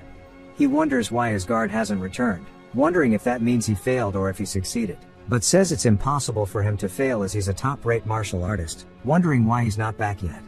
His father then calls out to him, and Chunjun looks up only to see his father raise his foot and lightly tap it down, crushing the ground beneath him as he releases his aura, asking if he knows what he disappointed in him. Chunjun starts to feel overwhelmed. His father continues, saying it's not that he lost to some nameless child, nor the fact that he used killing strikes in a sparring match. It is the fact that he couldn't clean up after himself properly. Chunjun sits there in silence, and his father says he shall not hold him at fault, but he should confine himself to solitary training in the gallery for a while. Chunjun is gassed out, but says he understands, and then his father releases his aura and walks past him. He mentions the Gu clan. Chunjun asks what he means and starts to get a little annoyed, but instantly gets a shiver down his spine as his father gives him a cold glare. Chunjun averts his gaze, and his father says when he becomes the clan head, he'll understand what he means, and he shouldn't touch the Gu clan until then, and moreover they might end up becoming one family with them. Chunjun says yes and then wonders what the hell he means and turns to ask. On the other side, Yangchun is also asking somebody to repeat himself, as it's none other than Elder Li, asking if he didn't hear him saying that his marriage partner has been arranged. Yangchun says he's tired because of the trip and asks if he's kidding about a fiancé, saying they just broke their marriage agreement with the Peng clan. Elder Li says he heard it was because he was messing around, and Yangchun asks why the person who messed around is getting another fiancé. Elder Li asks if he plans to live his life alone. Yangchun just wonders why the conversation is going there, and Elder Li says if not he should just do it as this old man has made a connection for him. Sol Ah then asks what he means by fiancé, and Yangchun asks if she really believed him, saying that Elder Li is just messing with him. Sol Ah wonders if fiancé is food, and Muyin runs up, saying he is telling the truth. He went to report on his travels in Sichuan, but the whole clan seems to know about his new fiancé. Yangchun wonders what to do, saying with what he did to Hui, the rumors should have been pretty bad about him, yet now people want to get engaged with him, and he wonders what crazy clan that was, so he decides to ask Elder Li, asking which clan it is, and more importantly, who. Elder Li laughs, saying he shouldn't be too surprised and that in the first syllable he gets out as Nam, and Yangchun instantly realizes who, as they both say the Namgung clan at the same time. Yangchun asks why they want to be engaged with him in the first place and that must the daughters already accepted it, and he recalls that they only have one daughter. Elder Li says he probably met her at the exhibition. Yangchun starts to think about it and instantly realizes that it's none other than Bia. Yangchun asks why he has to get engaged to that crazy bitch, and Li tells him that he shouldn't say that about his future fiancé. Yangchun says he definitely won't. Li continues, saying that it's the family's decision, so he needs to ask his father more, but there's something else they need to talk about. Yangchun asks what's more important than this, and Li starts to laugh, telling him that his sister has returned. Yangchun starts to get a bad feeling upon hearing this as we see her walking somewhere. As one of the three Supremes, the Aura Supreme said, now is the age of meteors. As stars pierce the sky and fall to the ground, more and more geniuses appear every day. He tells Yangchun that he was born in such an age, but it's the wrong era. He has talent, but it's strange. Compared to his sisters, it's worthless. His sister, Hui Bai, is the owner of the talent and skill he could never hope to reach, which is why he hated her. He starts to look around, saying that he needs to run, deciding that it doesn't really matter where to, he just has to go. But Li stops him, asking where he thinks he's going. Yangchun asks if he could let him go just this one time. Li asks why he's saying this, saying that his sister is here. Yangchun continues, asking him to just let him off this one time. Li gets annoyed that he's going to ignore his sister when she's finally home. Yangchun asks how he's meant to face her when he doesn't know what she might do to him, and he says he'll be gone for a few months, so he shouldn't bother finding him. Li puts his hand on his head, asking if he caught something in Sichuan, and why he's being so immature, saying it makes him want to hit him. Yangchun immediately fuels her aura, and he says that she's coming here as we see she's directly behind the gate. He tells Muyin to go block the door now, and Muyin asks how he's meant to block it. Yangchun tells him to use a plank or something. Bro really pulled out a broom. Muyin asks if he's sure that he can do this when his sister is coming, and then he hears her laughing. He looks towards the door. Hui Bai puts her hand on it, saying that he knew his sister was coming yet he still tried to do this, and begins to burn the door. Hui Bai begins to peer through the hole she created and immediately explodes it, sending Muyin flying. She walks in, telling Yangchun that that was very rude of him. He's just in disbelief that she's actually here and starts to feel a sense of dread. She waves, telling him to come over.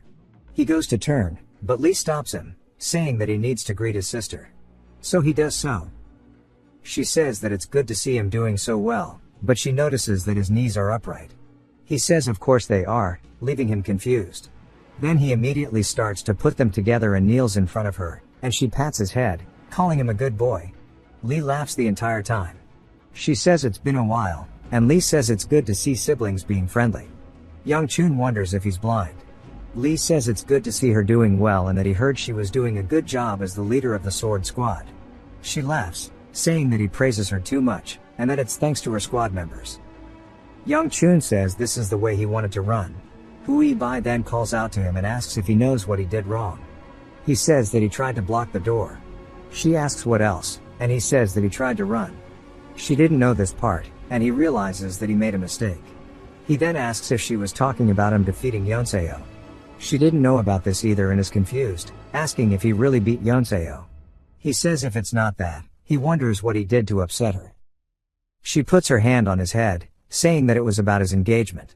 Why wasn't she the first one he told about getting married? She raises her fist and begins to imbue aura into it, saying it was also without her permission.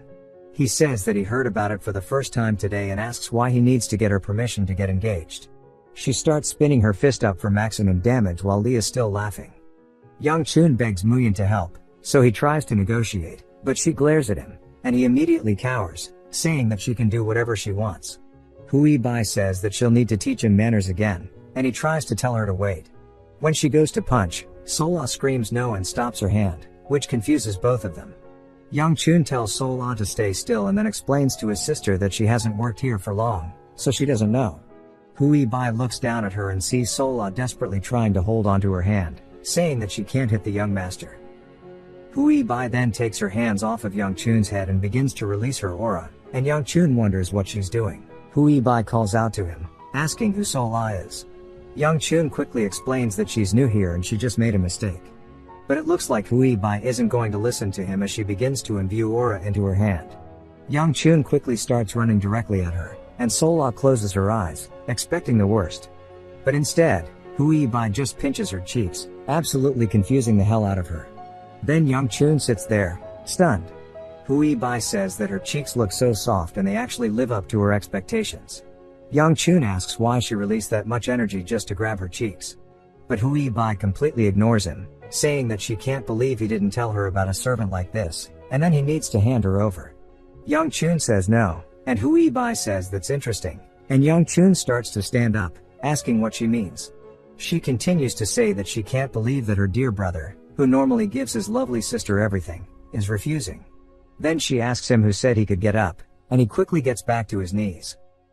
Then she glances back down at him, asking elderly if the changes in Young Chun were by him. Young Chun says that her noticing was inevitable. Lee says that he did absolutely nothing, and Hui Bai is surprised that he changed that much in a few months. She even laughs about it, and she can tell that he looks a little nervous. She then stops herself from saying whatever she was going to, and instead shoos him away, saying he should go meet their father. And she was going to teach him a lesson, but she's not in the mood anymore. Young Chun says that's a relief, and he looks back at her, saying that they'll be on their way. She tells him to wait and throws something at him. He holds his hand out and catches it, and we see some kind of necklace. Young Chun wonders what it is, since he doesn't sense anything, so he asks her, but she only says it's a souvenir, and she bought it from a peddler saying it was a good luck charm. He needs to keep it by his side, or she'll be mad if he doesn't. And if he ends up losing it because he thinks it's dingy, she might have to get more lovely, and she starts to squeeze his shoulder. He gets freaked out and says okay, and then she starts to smile and loosens up her grip and laughs, saying that she knew he was hardworking. While giving off a warm expression, he recalls her final moments in his past life, how she told him to stay happy. He starts to feel touched and says okay. After they leave, Hui Bai asks Elder Lee if he really didn't do anything, and he tells her that he already said no. Hui Bai says last winter he was only at the proficiency of a first star. Compared to Yonseo, he wasn't able to release heat, much less move properly. But now his energy arts have stabilized and his ki has more than doubled, and that his body is much more trained. When she heard that Yonseo was undergoing solitary training after losing to him, she had her suspicions, but she wonders how he grew so fast. Elder Lee says it's quite amazing, and he was surprised as well. He had no clue that child had that much potential. Hui Bai asks what he thinks happened, and Lee just wonders why she didn't ask Young Chun himself. She says that she could tell that he wouldn't explain it to her, so she didn't bother. Elder Lee says that he might actually answer her since she's his sister. She says that she knows him very well and can tell by his eyes that he wouldn't answer her. Then she says on the topic of noticing stuff, and Elder Lee wonders what she's going to say next, and she asks if he noticed the servant. Lee asks what about her, and Hui Bai says that she was only asking because she was wondering if he could tell that something was off about her. She wasn't sure, so she inspected her because her cheeks were a bit chubby. Elder Lee quickly starts to sweat nervously, saying that she might just be too sensitive and she is just a servant. Hui Bai guesses that she just made a mistake after fighting demonic beasts for months and that she overreacted to nothing. Elder Lee starts to laugh, saying he can't believe she noticed that, and that both her and Young Chun truly have fearsome potential. He then pats her head, saying even though everybody else in the clan is turning their back on Young Chun, he is very grateful to her as she is not like that and she is sticking with him till the end, and he has no worries now that she's back. She laughs, saying someone has to take care of her stupid brother. Lee says that she should be a little kinder to him, and getting mad at him over an engagement is too much. Now people might think that she got mad at him for getting engaged in the first place. She starts to release her energy, asking what kind of whore would dare touch her brother. Elder Lee says she high-key a freak. It jumps to Young Chun's father, saying that he heard he broke the arm of the lightning dragon. Young Chun looks uncomfortable and says he didn't break it, he only tapped it a little, and they sit there in awkward silence. If you've watched till the end, comment, pick it, to let me know. Subscribe for more videos like this, leave a like or a comment to help the channel out. Thanks for watching.